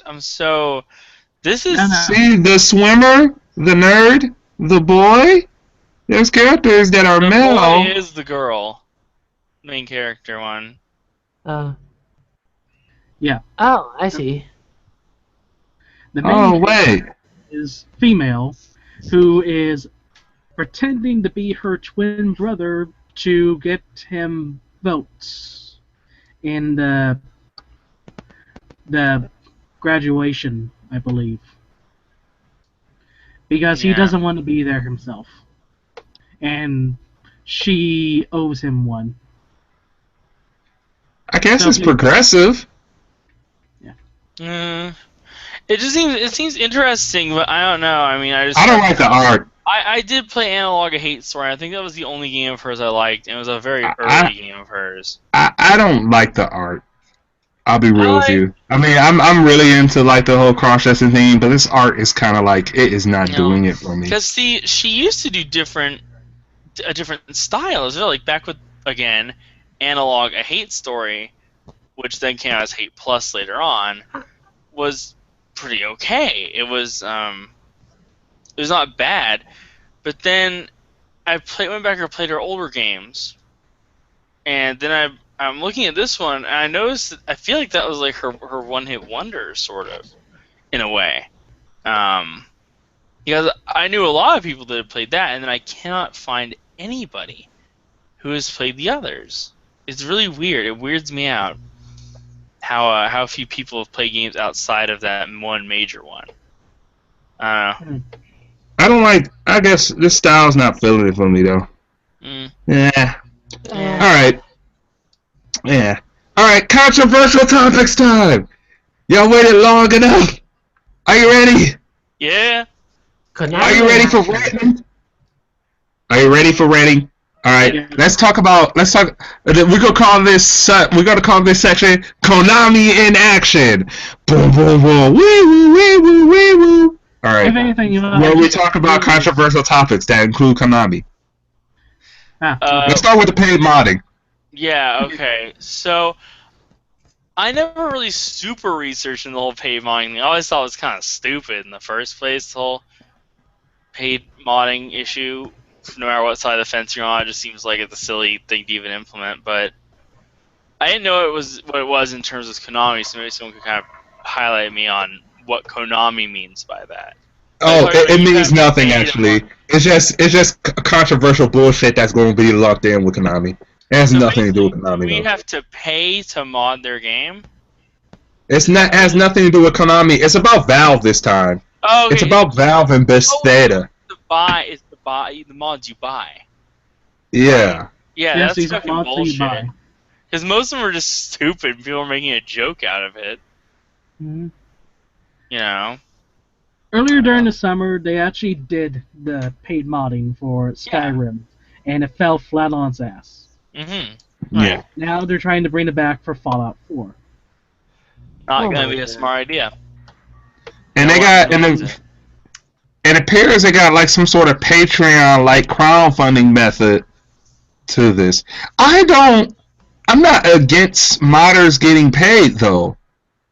I mean, not I guess if either. you want to push that, but I've also kind of like I hope modders can choose. I don't know how to put free. this.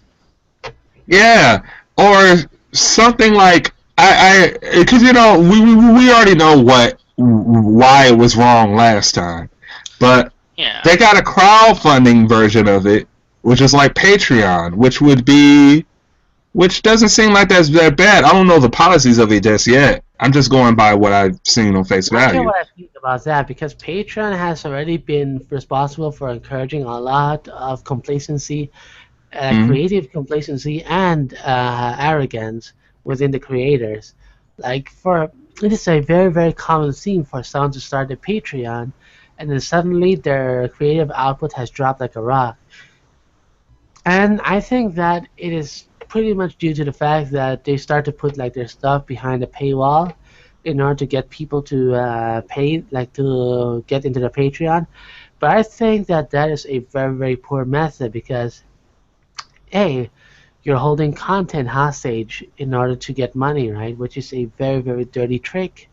And it's not going to last in the digital information age because, as we all know, piracy is a very, very very very common constant, right? So if your model right depends on having content, put behind a paywall, then it's going to not survive the current wave of piracy that's been going on in Patreon. Mm-hmm. You just Mhm. have to hope that there's more people who buy it than people who pirated it. Apparently, there's some issues with this new website called Spurt. Yeah. Spurt. I haven't looked What at kind of it. stupid name like that is that? But apparently, from what it says is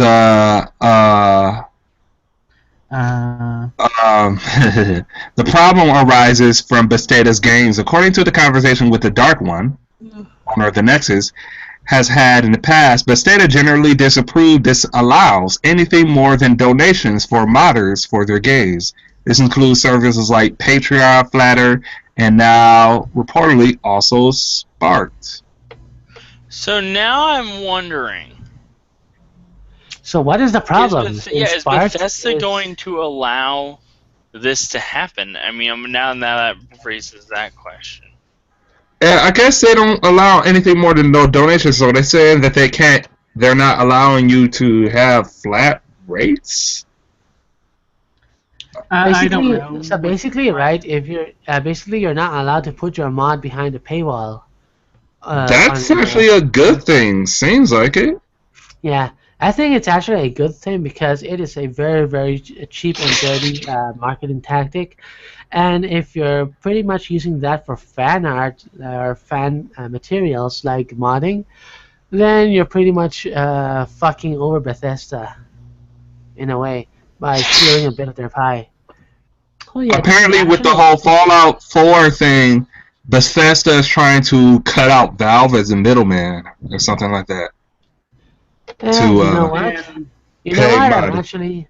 I'm actually kind of okay with that. Because Valve, at this point, is way too much a monopoly, and it needs more competition. Mm-hmm. Mhm. I mean, What- I don't know. I like Valve and all, and I like what they do with the refunds thing, but there are certain decisions they've made also that are pretty poor in some ways. This being one of them. Yeah.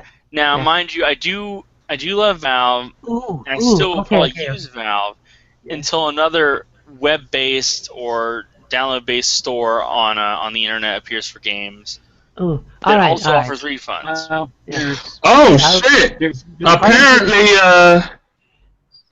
I guess Bethesda's kind of sue happy, and he's urging modders before creating Patreons or something similar. Lest they, I guess it's like if you have a Patreon, you can't set a paywall. If you have a paywall, Bethesda might come down on you or something like that. Mhm. That is actually a good thing, though. Yeah. Here's the interesting thing, though, because let's see, Bethesda is Bethesda, thank you. Bethesda is designing its own system to cut out Valve as a middleman, right? And what this is going to do is to push console modding with their games. Like, so Bethesda has been officially announced, along with Doom's map maker, Doom Snap Map, being said to be featured on it. It wouldn't be a stretch to assume that Fallout 4's console modding will also be hosted on the site. In other words, Bethesda is going to pretty much be pioneering modding on console versions of their games, which is a very, very good thing because, one of the biggest disadvantages of console gaming is that the game that you got on your disc, plus, the few DLCs that are available post-launch, is pretty much what you're going to be getting with your game. Like, even if the game itself is very, very moddable, getting it delivered on the console is has a lot of problems logistically and financially. Mm-hmm. So I think that this is going to be a very good move by Bethesda. And you know what? Fuck Patreon creators who try to paywall their content because this is fucking dirty. Yeah. Yeah, it does, Yes, it does is. seem pretty lame because, like, and a lot of time, what kind of mods get made on Bethesda games? It's usually characters from an established franchise being added to the game, or it's like it's something very, very small, like a tweak graphically or something. Or there are a maybe few it's, that are pretty. Now there are a few that are pretty extensive. I will admit, and there are a few that are very, very original. But I don't think you should also be able to make money for making a custom model that was already from an established franchise or something like that. If you ask me, right, if anyone is to make money out of modding, right, it has to be a total conversion project. Or like a project that have years of work behind it. Original idea. It has to be something completely original that you did and added to the game. It can't be like, oh, I added Sauron from Lord of the Rings into your. No, you didn't create Sauron. You didn't create Lord of the Rings. You do not own the intellectual property to that. Yeah. You cannot make money off of this. There needs to be like certain boundaries and limits set up when it comes to this whole Steam modding thing. Yeah, and I think that if you want to make money out of your mod, right? Alton. Yeah, Alto. Someone thinks your voice is adorable. Who said that? Manzur, what's his face? Oh, thank you. Maybe he can come at you. Oh, at the end of the podcast. At the end of Maybe I can do a little late night sex calls. No, I'm joking. Oh my god. The guy is really like, I heard your voice. Oh, lordy. What is delicious. this happening? Yeah, this is like to pretty much anyone who's reading this, right? And if you have a mod project in the works, right, and you really feel that it deserves a lot of money, well, it deserves money for the effort put into it, right? Here's what I suggest. Contact the developer of the original game or the publisher directly. That way they can make an arrangement to have your product being sold as DLC for their game. I mean, this is pretty much what has been done with the Quake expansion packs, and I see no reason why it couldn't work today. Yeah, I feel like I'm digging the whole modding thing, and that's the one thing that kind of makes me annoyed about with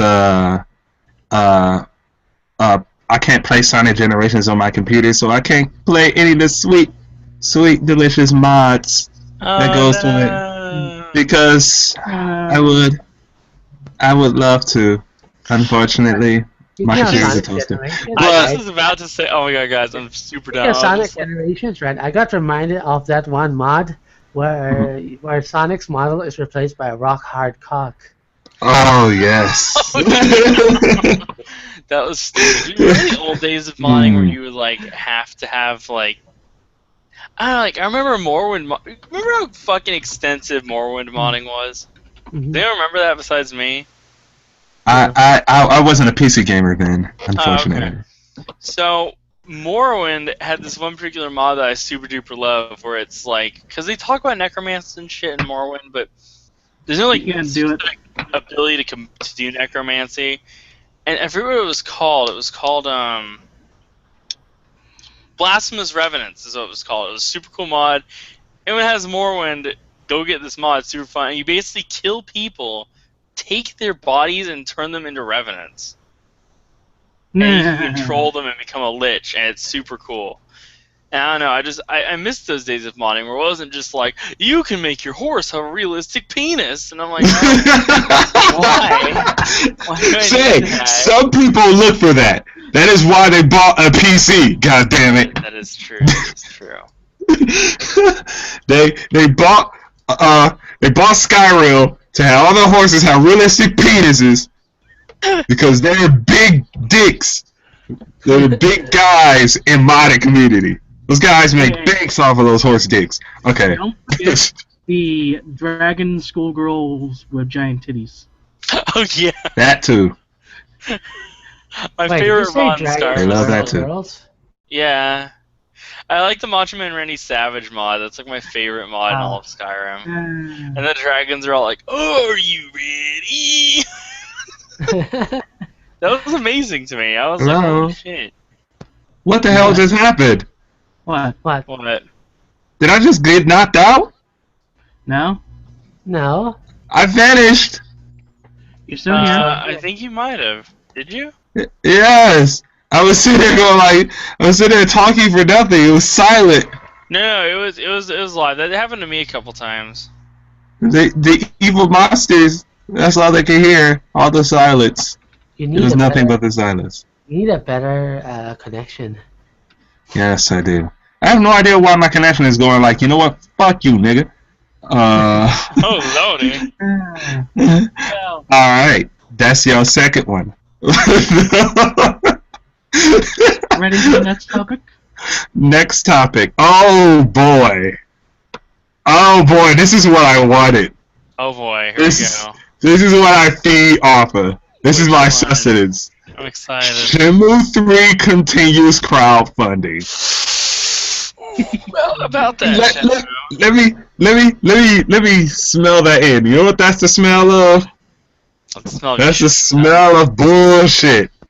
Yeah. Okay. So That's a thing is- steeping, heaping pile of dog crap the thing that is, Yu Suzuki crapped on gamers' shoulders and has been Yeah. sitting there as they hand him their money, more and I don't more think of that's- their I don't money. think it was a smart thing to do because did he not see what happened to Inafune when he tried to do 2 more Kickstarters? He collectively said no, and then Wait, he what tried the fuck to did Inafune try to make more Kickstarters? No, Red Ash. Oh. Red Ash is he actually made 2 Kickstarters. He made one for Red Ash the game, one for Red Ash the Yeah. animated series or whatever the fuck. I think the animated series one failed really really hard. The actual Red Ash fell really hard. they both fell Oh, pretty hard. And then he Yeah. opened up Also- another one. Alton, you forgot Alton? about the failed second Kickstarter for Mighty Number 9 for DLC. It is true. Oh yeah, in the cartoon that will never exist.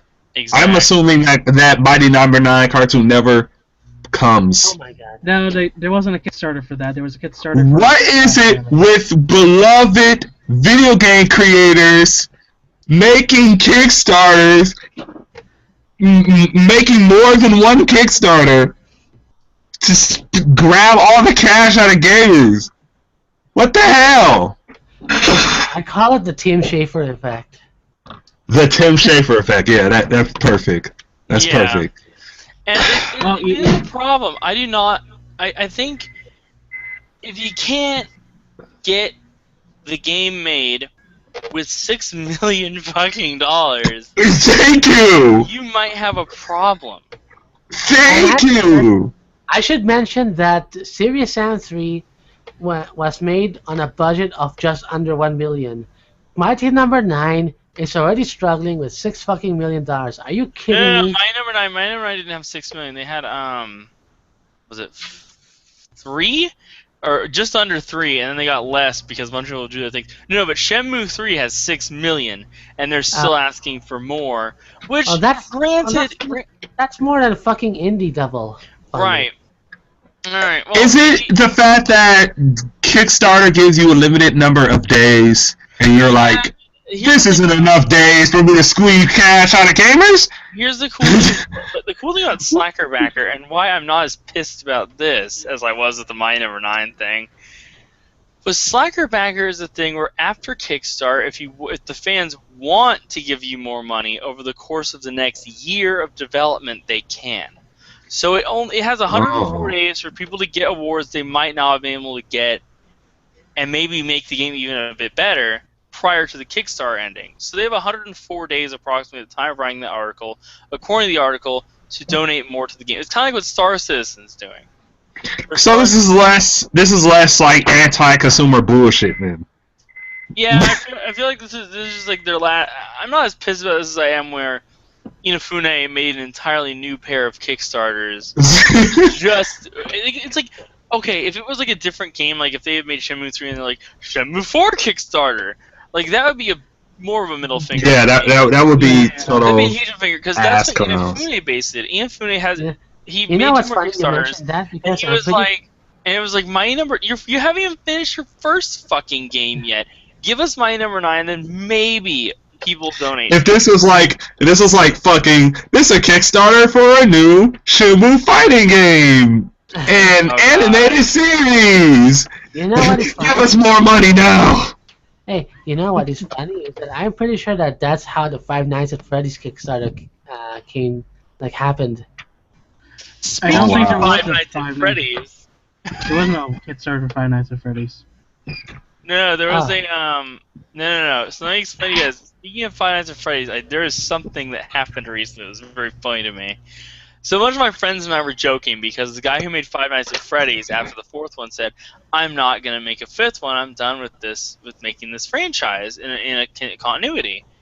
And we all started joking. We all started saying, "Oh, just watch. The next game is gonna be like a Five Nights at Freddy's spin-off, so it won't be in the same franchise." It's his new game is a fucking Five Nights at Freddy's spin-off RPG. He just announced it, and it's so fucking funny to me that I was right. I was just joking. I thought I was like, that I was fucking joking. What the hell are you doing? like, please don't make me right. And he was like, okay, guys. So I know I was thinking I was working on a new project, but it's not. I swear it's not Five Nights at Freddy's. And then, like a month later, he's like, okay, guys, it's a Five Nights at Freddy's game. But it's not Five Nights at Freddy's 5. I swear to God. It's called Five Nights at Freddy's World. It's an RPG. Buy my game. And it was just... it's so lacking integrity. Just... He has to get this cash somehow. And now, see, that's the thing. I like the songs about Five... Yeah. He's also Okay. 5 months early from the release date. Okay, podcast. I know you've been giddy about this. I know you're ready for it. You're ready to stroke it. It's time for Konami. Ooh, girl, Konami time. Delicious Konami time. Delicious Konami. Alright, let's start with Konami to stop all AAA development with the exception of the Pro Evolution Soccer series. Bullshit. Yep. Yeah. They're idiots at this point. Konami hates money. They fucking hate money. Yeah. So And guys, you know what's hang on. I'm gonna post some in the chat because everyone's like, "What?" Everyone seems a little bit confused with the whole Five Nights at Freddy's thing. It's apparently gonna be an Android thing. Here's a link to the Oh wait, it doesn't work. Darn. You just have to take out the HTML5 Here's the funny thing, though. of all And, of yeah. the series that they could have discontinued or kept right in their lineup, they had to keep the one franchise that had no like presence anywhere, and it's called the Pro Evolution Soccer series. Like, who the fuck is gonna buy that game? Yeah. Uh, So Soccer. It's already in direct competition with FIFA, and FIFA had exclusive rights to Soccer Stars. So yeah, I think yeah. FIFA is pretty much become the king of soccer games. And stuff. who's running Konami right now? I A don't know. fucking chimpanzee on a roller coaster? I mean, the guy's fucking insane. Yeah. Oh, and He has to be like really autistic, like the kind of autistic where he's barely capable of speech, and they always misinterpret his broken English or broken Japanese. That's the only way I can think of for the company policies. He's like, he's but the doctor, which means like fire Kojima. When he was saying don't fire Kojima. I guess Kojima left, but basically he probably said something like, "Well, no, that's for a long time from what I've heard. He's been like, I don't understand." He has a connection.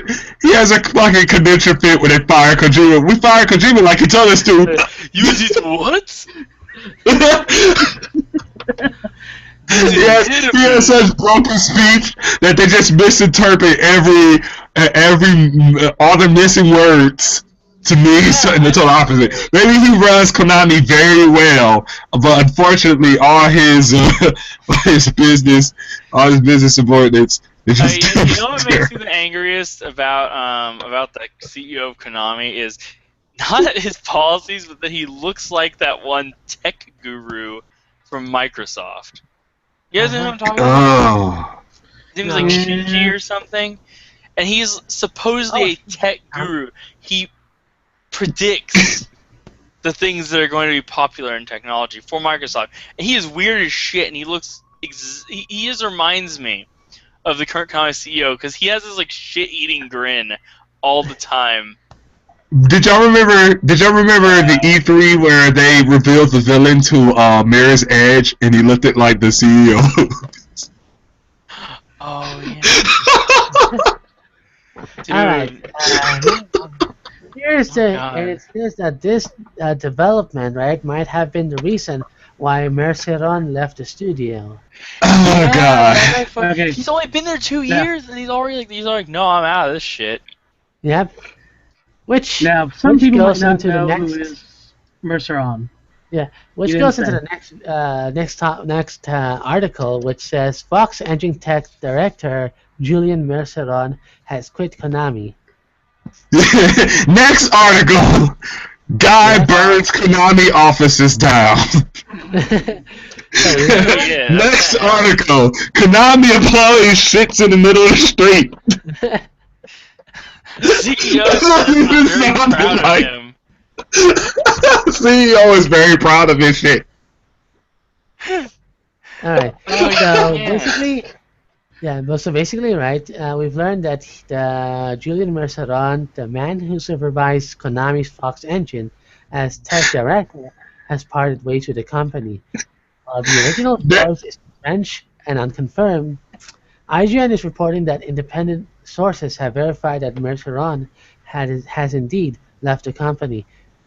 Merceron joined Konami back in 2013 when the company's worldwide technology director, and during his time at the company, the Fox Engine was made to build both Metal Gear Solid 5 and the latest Pro Evolution Soccer series. The news of Merceron leaving the company follows countless reports of trouble at Konami, including the mastermind creator Hideo Kojima also leaving the company, a new focus on mobile titles, and more. Next story. Wait. Konami sacrificed a child to the 8th demon. Yeah, dude. The problem. There's a couple things I just want to point out really quick before we finish this up. One, the guy was only there for 2 fucking years. He's like, nope, I'm fucking out. Nope. Like, he was 2 years. he was there. He's been there since 2013. It's now like late 2015. That is a very fast transition. He's like, no, I'm out of here. Also, I find it very, very funny. The engine was also developed to work with that soccer game for Metal Gear's. Can you imagine, like, you're just playing the soccer game and you just stand up and choke someone out? Next article: CEO stabs child during business meeting. It's so bad. It's so you can't do much worse than that. Next article: Konami to develop a Metal Gear themed soccer game spin-off. Oh God, it's done. That's worse than a child sacrifice. No, I got one worse. You forgot the inclusion of the Konami teams up with M. Night Shyamalan to make a movie based on their new soccer game. For mobile download.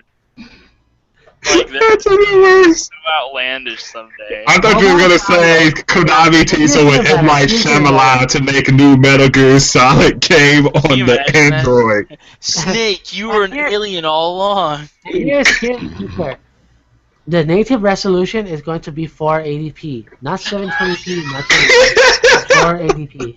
Dude.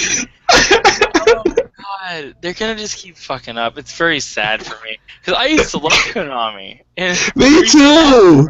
I used to think they were the most amazing company ever. Fucking Contra, Metal Gear Solid. There was so many awesome games coming out of that company. Suikoden was there. Suikoden, Castlevania, Silent Hill.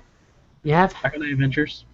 I feel like I just die inside every time I hear about something horrible happening to Konami. It's kind of like someone's taking a small needle and like jamming me in the right ass cheek with it every time. Right. Like, what the fuck? Why are you doing this? So now it's just like anytime someone just says the word Konami, I'm like, what did they do now? Bring it to me straight. So bad. I can take it. I can take it. You can take all 8 inches of it. Oh. Okay, well, this is another Konami related news that has nothing to do with us being angry at Konami. It's now about the way a character dresses. Oh boy, it's gonna be fun. I have some qualms. I hate this topic now. So here are my qualms with that entire article. Okay, first line. Okay, right. First line in this article. So let's talk about Quiet's breasts. Yes. This is an opinion piece. I'm gonna ignore this opinion piece for now because Quiet is a relevant topic, and I guess people can get this off their chest. So my thing here with Quiet is, she is, for one, there's many reasons why I do not believe people should view her as a sex symbol. Not that being a sex symbol is a bad thing. Sex symbol means you're sexy. But she is not a damsel in distress. She's not a sex symbol. She doesn't fit any of the bill that people are trying to pin on her. For one, she's got like superhuman abilities, and everyone else on Mother Base is fucking terrified of her because she can like bust a wall down. Not only that, you rarely ever see Quiet. She's a. I'm gonna say on the record. I'm going to say on the record right now, because I've had drama about this before, and for everyone's listening, everyone who argued with me about it, I am sorry. I was wrong about Quiet. Oh, I didn't hear what your opinion was initially, but I feel I mean, like, I guess my opinion came from what is it? I guess my opinion came from, I guess, reviews, just seeing gameplay and stuff like that. So I may have jumped the gun on my misinterpretation. All right, Graham, have you did your opinion come from Jim Sterling's review? I've already argued this before I saw the Jim Sterling review. All right, then. So it was more like, I watched a Jim Sterling review and I was like, that's kind of how I rationalize it myself. So I kind of use that as a way to it's sort of like it's hard to say in words how I feel about a thing, but then if someone says it in the exact way I thought that I wanted to say it, I cite that as a more detailed way of explaining how I felt about it, basically. Alright. I should also mention that Quiet pretty much breathes through her skin.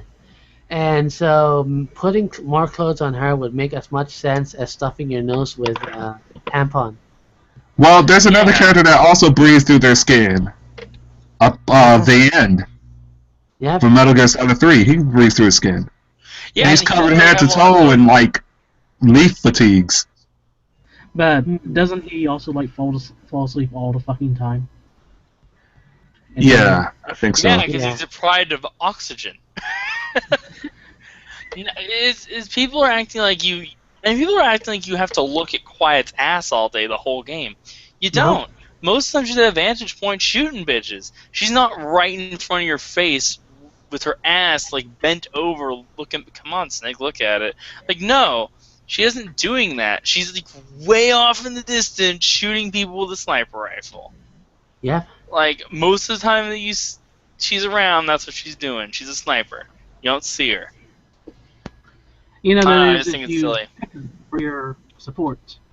Or Yeah. you pick the horse. Or whatever. Yeah. And looking at the character model of Quiet, right? I actually think that she looks fine. Yeah. I'm gonna do a little design analysis just for myself. All right. Yeah, Here, honestly, right? as I a think- guy who kind of went in on this, because I haven't actually like really looked at the design of beyond just looking at see her character move in the game. So honestly, this actually this is not something that's designed. I'm gonna have to admit it, but I think this is something that's not designed to be sort of sexually appealing towards like Yeah. guys in a way. Because I mean, when I look at it, I mean like, because she doesn't have the things that you would expect to appeal to a certain generic heterosexual gamer type Well, that guy sort Now, of that is thing. because that's because sexualization in a character is a lot more to do with the attitude than their attire. Yeah, Yeah. because you don't have like, I would expect like frilly bows or like some silly like Mika way she's designed or something like that. Or Something like Well, to be like fair, Armika is like kind of like more fetishy-y, but this is more like she's got torn pantyhose and she's wearing the bikini and she got the weird arm sling. This is more like 80s sexualization. Mm-hmm. Like yeah, 80s. It's not really in that regard. It isn't very. Yeah. It just. Yeah, it's It doesn't feel sex. It doesn't feel like sex. it feels like a very 80s, like I'm expecting this to come out of like a fucking Rambo film kind of sexuality or or an something like that. 18. Or a fucking Bond movie. She looks like a Bond girl, honestly. Yeah, I mean, I guess, yeah. I mean, and another thing people complain about is that she's helpless. You know, Yeah. she's not. She's very clearly not, in fact. She's a Yeah, badass. she can punch down walls, right? Who the fuck thinks But- she's Punch down walls. But that doesn't. Even if one thing I'm still gonna be able to criticize is that I think her concept is stupid. Nah. Uh, Well, I think it's kind of Well, to be because fair- there's a plan. Graham. Okay. To be fair, right? Pretty much everything else in MGS5 is ridiculous. The whole MGS. Yeah, but this is one of those. This is one of those. This is like, it's like, how can I put it? It's the best way to put it. well, MGS I in can't general put is it in a pretty good way of wording it, but it's like, okay, I get there's ridiculousness, and then there's ideas that are dumb ideas, Mm. and you know that's what? and I feel like it's like that. It's not like I could take ridiculous if it had a good idea behind it, but for hers it's more like a dumb idea. It's more like her concept is very, there's a series called Onin Chimbara, and in it there's girls. It's a very sexy type of series, and girls fight in bikinis and stuff. But the reason they fight in bikini and blood splatters on them is so they can absorb the blood because they're vampires. That's a stupid idea, but in context of that game, it's ridiculous. But in the context of Metal Gear Solid, this is just that idea. But in the universe of Metal Gear Solid, it's stupid. I don't know about that. We've seen some pretty stupid things. No, well, yeah, obviously.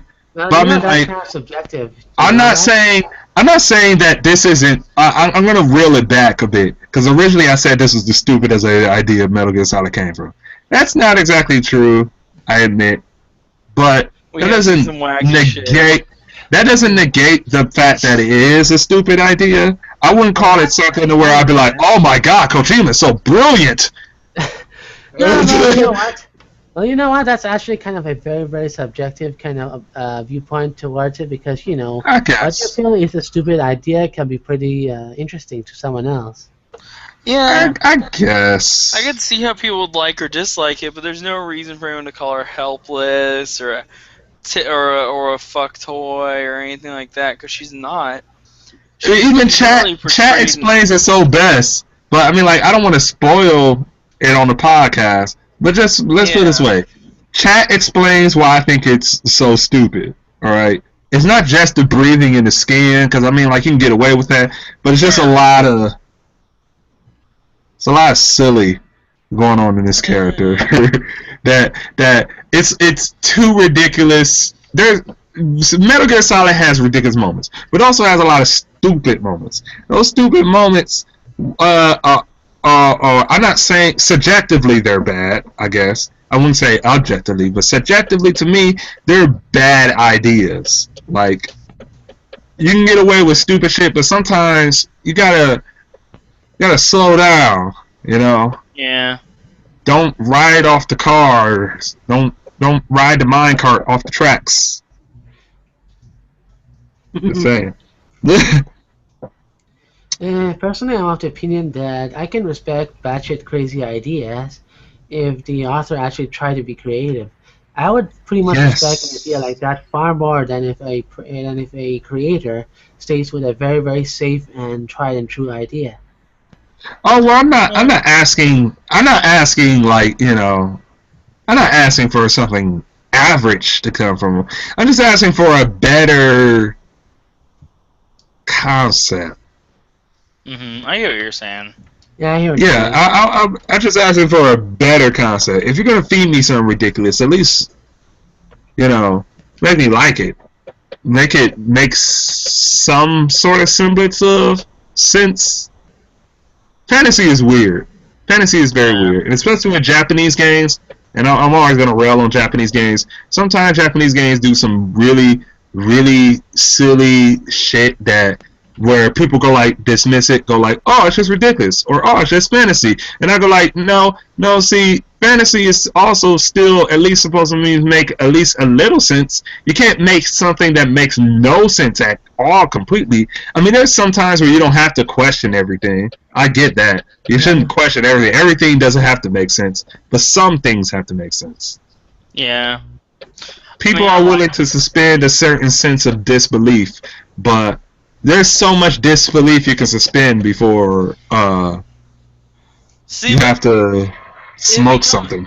I mean, Metal Gear Solid was never meant to be 100% a serious game series, I don't think. I feel like it's almost like watching an 80s action movie with a few moments of, like, feels. Like, you're like, oh, I feel something. You grow to like the characters. And then you feel bad still, despite the goofiness. In a way, I would see Metal Gear Solid as a parody of itself. Yeah, almost at this point, huh? Mm-hmm. Yeah. Yeah, it's a good game series. Don't get me wrong, I love Metal Gear Solid. Because I hate to rant about this, but I really starting to hate the argument of it's ridiculous, or it's fantasy, or it's magic. I hate this argument. I get where some people come from half of the time, but other times it's like you're dismissing some really stupid ideas. Well, you gotta think of it like this, though, Grum. You and I like things like Akiva's Trip and stuff, and things that are obviously stupid and jokey. Yeah. And we obviously don't have to suspend a lot of disbelief because you and I, what would we say if someone said, "Why do you like the game?" You would say, "Oh, good, it's stupid and goofy. It's a stupid game full of stupid moments, and we just like it because it's weird and interesting to us because it's so weird, right?" I feel Yeah. like people could apply that same kind of logic to moments within a bigger conceptual game, like Metal Gear Solid. Metal Gear Solid has moments in it that are very serious, but it also is littered with moments that are very not serious and meant to obviously be jokey and tongue-in-cheek and make you not want to blow your brains out for all the depressing shit that's happening in the game. Yeah, true, but I mean, like, take you out of the universe just a little bit, you know? sometimes it kind of falls apart. There's a difference between I'm going to put a ridiculous thing, but make it work. Like, if you're going to make it something I see what funny, you're saying. make it funny. Like, there are people who think they're funny, right? There are people who think they're ridiculous or crazy or funny, but not really that ridiculous, crazy, or funny. They're just ridiculously stupid. Like, Yeah. they're just like doing absurd thing for the sake of absurdity. Like, you get that from a lot of like bad writers. Like, I bring up Sonic Chew as an example, where yeah, like you think you're brilliant. Actually, you know what? Sonic 2 is actually kind of low-hanging fruit. Let's move on to something that is a lot more respected, a lot more liked back in the day, right? And I'm talking about Rob Liefeld. Yes, that yep, works. Yep. Rob Liefeld exaggerated his art, all right? And everyone kept telling him he's a bad artist, but he makes the argument that, oh, my art is intentionally ridiculous because comics are ridiculous. That's not a... That's overcompensating for you just making an excuse for bad art. Put it that way. Yeah. You're just making an excuse because your art sucks. I Is don't how I like feel. Rob Liefeld's And it's like, in general, when his people- artwork. yeah, when people do that, they're I feel like they're making I feel like they're making like apologizing for all the ridiculous shit that people actually didn't really objectively like. That was really terrible. That's what I feel like. I feel like they're making an argument for like doing ridiculous, completely and utterly ridiculous shit, like cramming a whole bunch of Mary Sue's in your crap, or making unfunny jokes, but you think they're funny because you have some weird over self-confidence in yourself, or Rob Liefeld bad artwork. It's like It You shames have- me that why are we talking about Rob Liefeld? He's from my town. This is shaming me. Stop town shaming. Stop dude. town shaming me. What is that? What is that? Are you Back town spending to him. communist? Are you townist? I'm getting triggered by this Rob Liefeld. Oh man. Yeah, Oh, God. Rob Liefeld, I've actually met. He was at San Diego Comic Con once, and people were like heckling him. It was really bad. I don't want to. It was not a good situation. And now, mind you, I could see how, like, if his art was obviously stylized and he meant to do that, it would have been probably okay. He was just doing more goofy, weird stuff. But no, it wasn't stylized. It was just really weirdly proportionate anatomy-wise. Yeah. It was like, it looked like, have you looked at another person? Did you take a figure drawing class in college? Like, He I doesn't don't know know how what to draw people look women. like. Yeah, he Sometimes doesn't people know how to do draw women. ridiculous shit because they don't know how to not do ridiculous shit. I feel like yeah.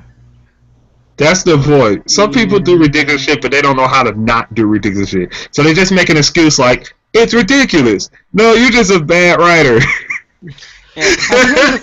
It's ridiculous because I don't want it Like, no ridiculous. matter how ridiculous you get, right, you still need to remember the fundamentals and show a competency in the fundamentals. Rob Yes. Liefeld does not know how to draw the basic things like, feet, shoes, hand, Male chest. or girls. Like, like the way he draw women, right? It's like he drew like a very, very wonky, like a very very wonky twig of a tree with two giant cantaloupes attached. And they're always positioned in a way that the back is arched. They look like a cross between praying mantis and centaurs. Yep. Yeah. I mean centaurs. And his men have breasts, or at least his Captain America have breasts. There is one thing that I do agree with Rob Liefeld with, and that's that he recently supposedly said, I guess, that he wants Cable to be the next movie of a character that he, helped draw. You know what, honestly, I would love to see a Cable movie. I can dig it. I could honestly see. I would really like to see a Cable movie. I can dig it. I like Cable. He's pretty fucking cool. But that's my point in it. I'm not trying to shame like nudity or anything like that. That's my point in it. Yeah, I mean, and it's a subjective point.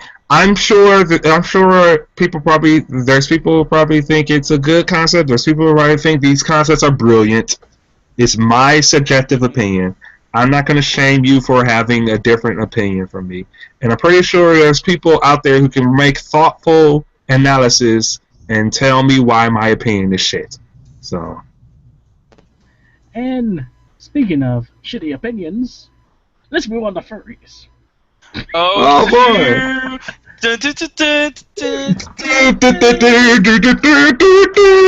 Sports Center music plays, and it was like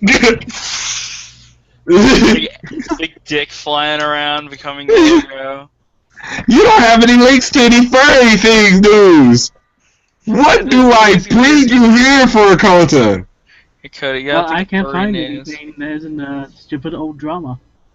I don't want to talk about furry drama, but let's use this time to just randomly talk about furry shit. So actually, I have a topic. Let's talk about Undertale that has just been released on Steam. Oh yes!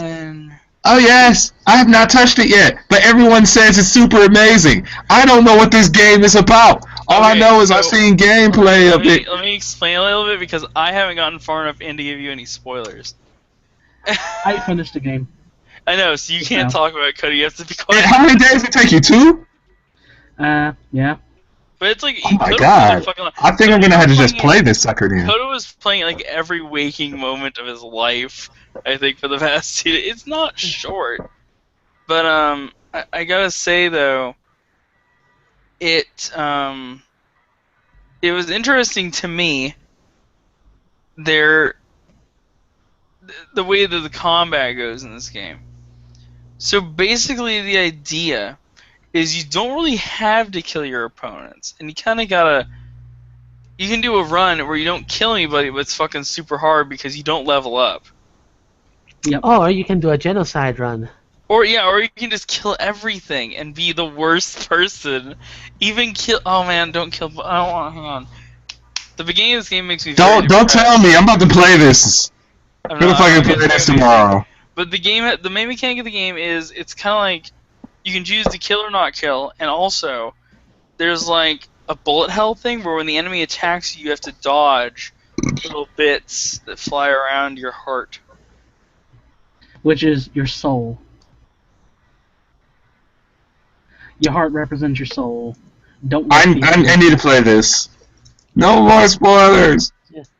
Well, if you're interested, right, it is $10 in Steam right now. Very, very affordable, and it's well worth it. Actually, I gave him a DRM copy. Yeah, he gave me a copy. I'm gonna wait till it get a little cheaper because I don't think I have 10 to spare for it yet. Yeah. All right, well, Undertale. Everyone should play it. Don't spoil it for me. Not now. Maybe later. But okay, let's talk about furry game. Talk about furry game. I believe that you wanted to talk about Dust and Elysian Tale. Yes. Yes, that is our furry game for this week. Furry game this week is Dust and Elysian Tale. Last time we talked about Freedom Planet. Today we are talking about Dust and Elysian Tale. And also we were talking about another game before that was what was it called? Stories, and it's coming out on PS4 eventually. But yeah, Here's two things I want to say. First of all, I seen Dust Unleashed Tale about 2 or 3 years before it came out, and it was a very pretty game, and it blew my mind. it is awesome. I played through it a couple of times. First time on normal difficulty, and another time on hard difficulty.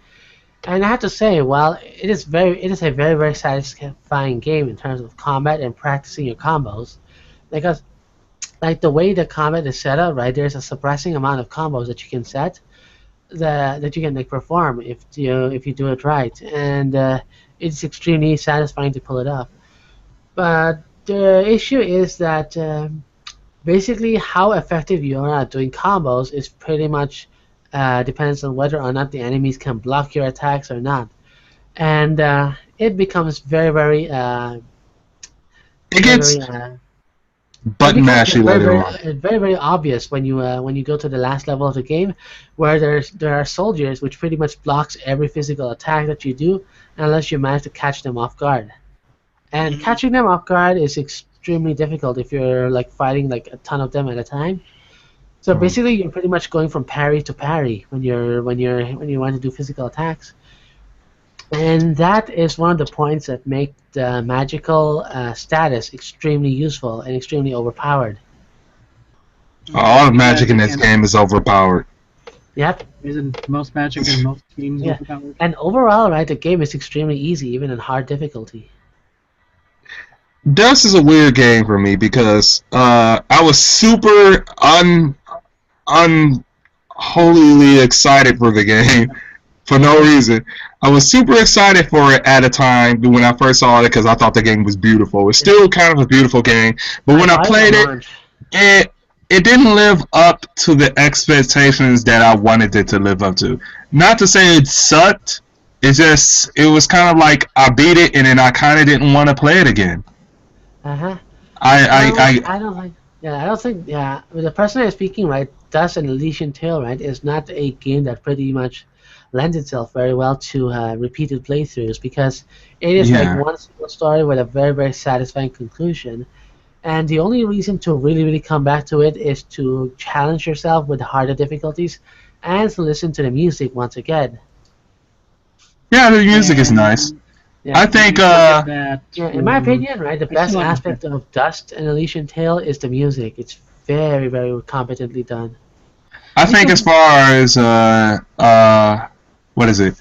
As far as the story of it goes, narrative-wise, it's something that's interesting at the start, but slowly gets less and less interesting towards the end, until it's just downright like generic.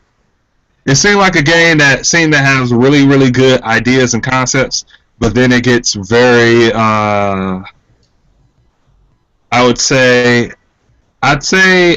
have a hard time remembering a lot of how it ends other than the villain's silly ass screaming of Dust's name. Yeah. It is basically an amnesia plot. Like you forgot the horrors that you did, but as you go on a journey, you kind of develop this new personality that is diametrically opposed to the old you, right? And as you remember bits of the old you, right, you kind of like growing in denial of who you used to be before finally accepting it and understanding that it is all in the past now, and that you're this new person. And by beating the antagonist, right, you're pretty much triumphing over your past. Yeah, it's such the plot is so generic. It's kind of like something that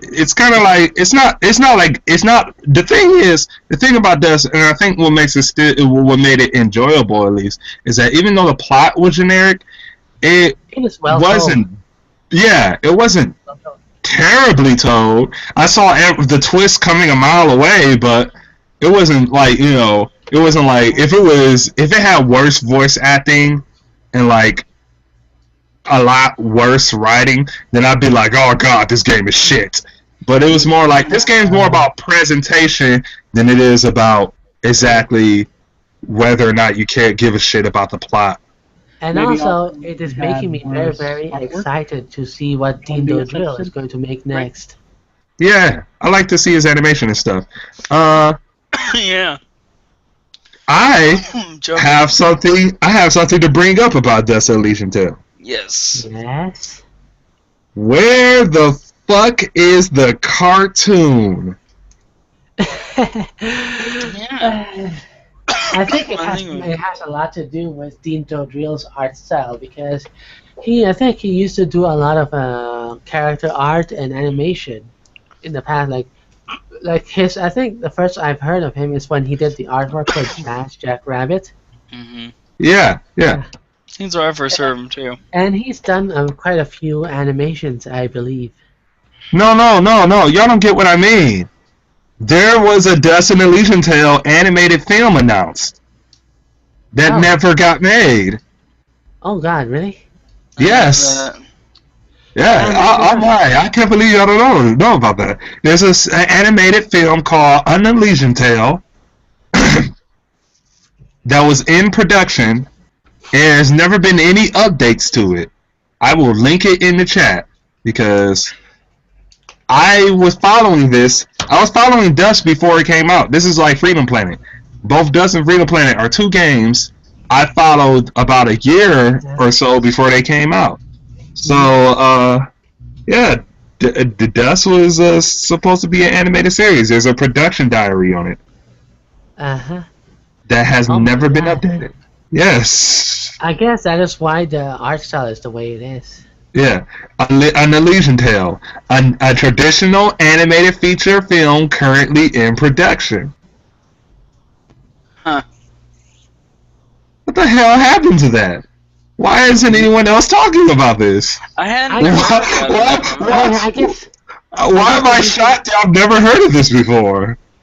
well, I guess the reason why it kind of died is because Dean kind of realized that making a game and an animated feature film at the same time is going to take too much manpower.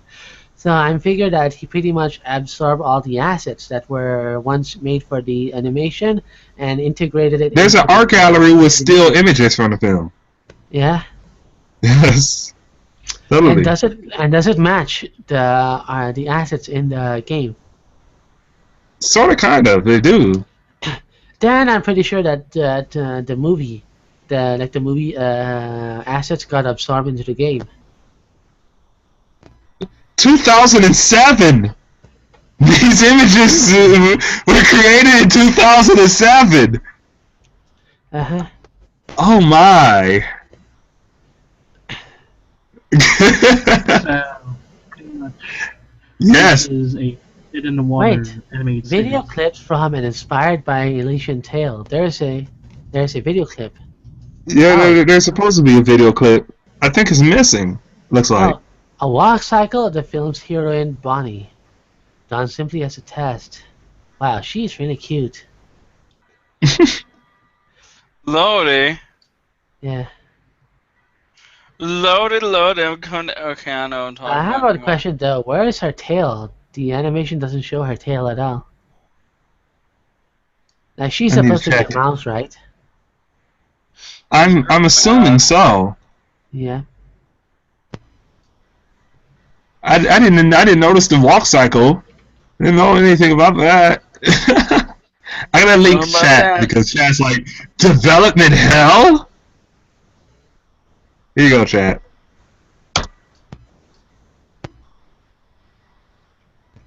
Oh my, this is cute. Yeah. You're, And if you're you notice, good. and if you take a look at the sketch thing, right, painting the archer looks a lot like the film's heroine to be. Do you notice this? What? The archer? The statue. Oh the yeah, statue- she looks like the statue in the background in Dust Elysian Tale. Yep. So I'm figuring that the film is supposed to be a prequel of sorts. Yeah, it is. Actually, it is. That you are on the mark on there. Uh, There's so many stuff in Yeah. that game that just remains to be discovered. I Although I kind of feel like I should bring this up. I kind of feel like I should bring this up to Pan Pizza or something. You know the YouTuber Pan Pizza? I think that's his name. I have no idea. He does Pan cartoon Pizza. reviews and stuff, and he talks about sometimes he brings up development hell, hidden gems and stuff and all that, and I kind of feel like I should send that to him because that seems like something. Rebel Taxi, that's what it's called. It's Rebel Taxi. I kind of like some of his stuff. It depends on the video for me. Yeah. So yeah, I think you could really talk about it though. It'd be good. Yeah, because he does a lot of development hell type stuff. I'm surprised he hasn't even brought up the fact this 2007 is one of the how old some of these images. This is 2003. This animation you just showed me, this is 2003. Wow. Yes. Yeah. So there you go, chat. There you go, everyone. I just blew the whistle. Not really, but I'm pretty sure someone else noticed this. Blew the whistle. Hill was supposed to have a traditionally animated film. Yeah. That probably is never going to happen because, money. This is why I wanted to talk about That's an Illusion Tale. This is the double whammy in the podcast. Yeah. You pretty much dug up an ancient relic by looking at the website. I'm actually surprised that nobody took it up and kind of take a second look at it because It's odd because That's an Illusion Tale is so popular right now. Oh yes, I remember That's an Illusion Tale back in 2009. That's how far back I saw animation and gameplay to it. Yeah, man. 2002, official Illusion Tale website goes live. This is a universe in development. A good, yes, a good 1, 2. I think it was It's a lot of 5 years. Yes. It was 5 years because I believe that Dust and Elysian Tale was Xbox Live only for many years before they decided to finally port it to PC. I actually almost forgot about this game when I took a look at it because it was on Xbox Live only, and I realized and I thought that at the time, right, there's not going to be a PC release, so I just moved on. Yeah, I saw the teaser, the Dream Build Play teaser in 2009, and I was super goddamn excited for it. And the game didn't come out till like 2012 or 2010, I think. So I was super giddy when it came out on Steam because I was following this sucker. I was like, this is awesome. This is nice.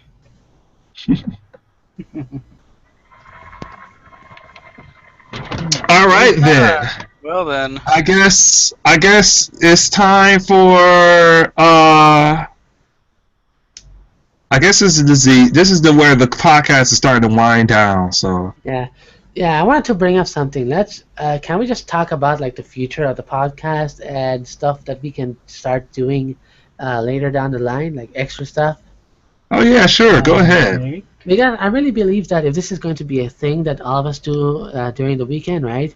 I do think that there is something else that we can be doing during the week to contribute to the content, so people can come back to our channel and find that there is going to be new stuff almost every day.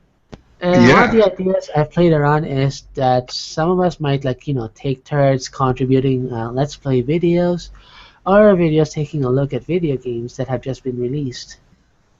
I thought about doing that too as well. Yeah. I thought about doing some more scripted content onto this channel because as it stands, all we got is this little podcast where we talk about games and stuff and all that.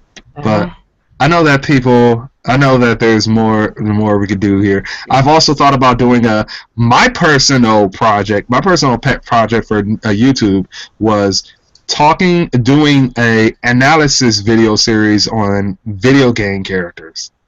That would be pretty good also. Yeah, I thought Yeah. about.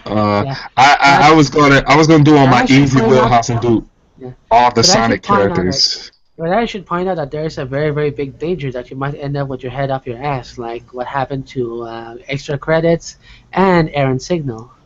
Oh well, I'm not gonna run it like that. I'm treating it like cartoon reviews. There's this review series that I saw that's on I think it's on That Guy with the Glasses, but it's I mean, a channel I where a guy. Well, by the way, I love cartoons. I also love B movies and music. Like, Uh-huh. as opposed to how many movies I watch a lot of movies. That's There's a guy who talks about different cartoon characters, and he does a whole video series about a different cartoon or a different cartoon character. And I thought about taking that sort of kind of format, but doing it with video game characters. Uh-huh. kind of cool. Here's another idea I've been playing around is that we could do a like group co-op slash versus kind of live stream thing during like Saturdays or Friday nights. You know, just do like co-op stuff like Gary's Mod, Counter-Strike, Yeah. Floor. Or you could also, I mean, if anyone else here has any, like a PlayStation 3, PlayStation 4, Wii U, anything like that, and has maybe some kind of hodgepodge or something to record with, Uh-huh. we could definitely do stuff like that as well. Familiar faces. That's what I was talking about. Oh yeah. Well, that's one issue with that is that I don't actually own a PS3 or an Xbox 360 or an Xbox One or a PS4 or a Wii U. Oh. Yeah, I Pets. pretty much abandoned console gaming a long time ago. Yeah. Yeah. But then how are we gonna have our still want 42-part Let's Play of Smash Brothers? Actually, we I- can do something similar. I think, unfortunately, I think the only time we'll be able to do Let's Play content is if I get a better internet connection. That is true. or if I make the videos like on my own and I can submit the API file to you through my own HTTP server. Oh well, then that works too. Well, I mean, for the big co-op things, we could have someone else maybe host the game. Yeah. Someone could host. Yeah, I don't mind. I do not mind if everyone else decides to bring some content onto the channel. Yeah. Absolutely. It'd be like a nice little, tiny little group of people that bring content to our channel. Graham, I would just love to talk movies with you someday. Like, to be Yeah. quite perfectly Yes. honest. Yes. Yes, I love talking about narrative and stuff. I think we would have I a good like time. analyzing characters and shit. I think we'd have a really good time talking about movies and that kind of thing, and just reviewing them. Yeah. Or we can Yeah. also do a sort of like a drawn-out series where we talk over a footage of a video game, and like start by talking about the game and then go from there. Yeah, Some okay. I vlogs. see what you're talking about. Let's play or Uh-huh. what? Yeah, basically the world is our oyster. Yeah, we can just do Yeah, general we- media Yeah, chat. We'll be able to do anything we want. if you want. Yeah, I mean, I feel like doing general media reviews. We'll be bigger in Polaris. Yeah. I feel like. No, I think we should stick to More video popular than games. Total Biscuit. Say what? Well, I feel like we could do general media as well, not just Yeah. video games. I Yeah, feel but like we should expanding- stick to video Yeah. games first. I And, wanna- we should- like, I think general media is something we can do like much later on the line, if Yeah. and when our channel grows to a much larger size. Because if we Yeah. try to do too much too fast, right, then we're going to burn out before we gain any traction. Yeah. Yeah. I've never been like a person who could analyze gameplay well enough, but I can analyze story well enough. I You know, get. like See, that's why I was characters. recommending something like movies too. I know about. I like talking about how gameplay and story works together and such and all that. I like talking about that shit. But I also like talking about cartoons and movies too. So yeah. All right. Well, with that said, I believe we will wrap this sucker up. So we will start on the line briefly. Everyone tell the audience where you can find each other. Mm-hmm. Lady Fuzztail, where can they find you? And you can find me on Twitter at Lady Fuzztail, and on Tumblr at Lady Fuzztail, or on Weasel at Lady Fuzztail. Very simple. Yeah. Kota. Well, they can find me first on Twitter at KotaMaku10, all one word. That's KOTAMAKU10, the number. And on FA, my username is Zeon. That's my old name I used to go by. ZEION. Oh god, everyone's gonna hate mine. Alta. Okay, so Alto. Alto is, I know we keep switching here. Alto, so you can find me on Twitter at AltoBun. That's AALTOBUN. Or you can find me on my very old for Affinity, which is not named for a Jeff Dunham joke, I can promise you, at I Kill You, all one word. I am not kidding, that is me. Oh boy. So this is the end of things, then, except for Graham. Y'all can find me at the usual places. This is technically my YouTube channel. You can find me on Twitter at Grass Gremlin. You can find me at Ink Bunny under Grass Gremlin. And you can find me on Fur Affinity under Freedom-Frequency. The only oddball out of it. Yes. I know, it's weird. All of us have the same names and stuff, except for like. Oh, you can find my Tumblr at Grass Gremlin blog, and I'm pretty sure I linked it. Okay, with that said, out of the way, I guess we are out of here. Good night, everyone. Good night. Good night. That's all, folks.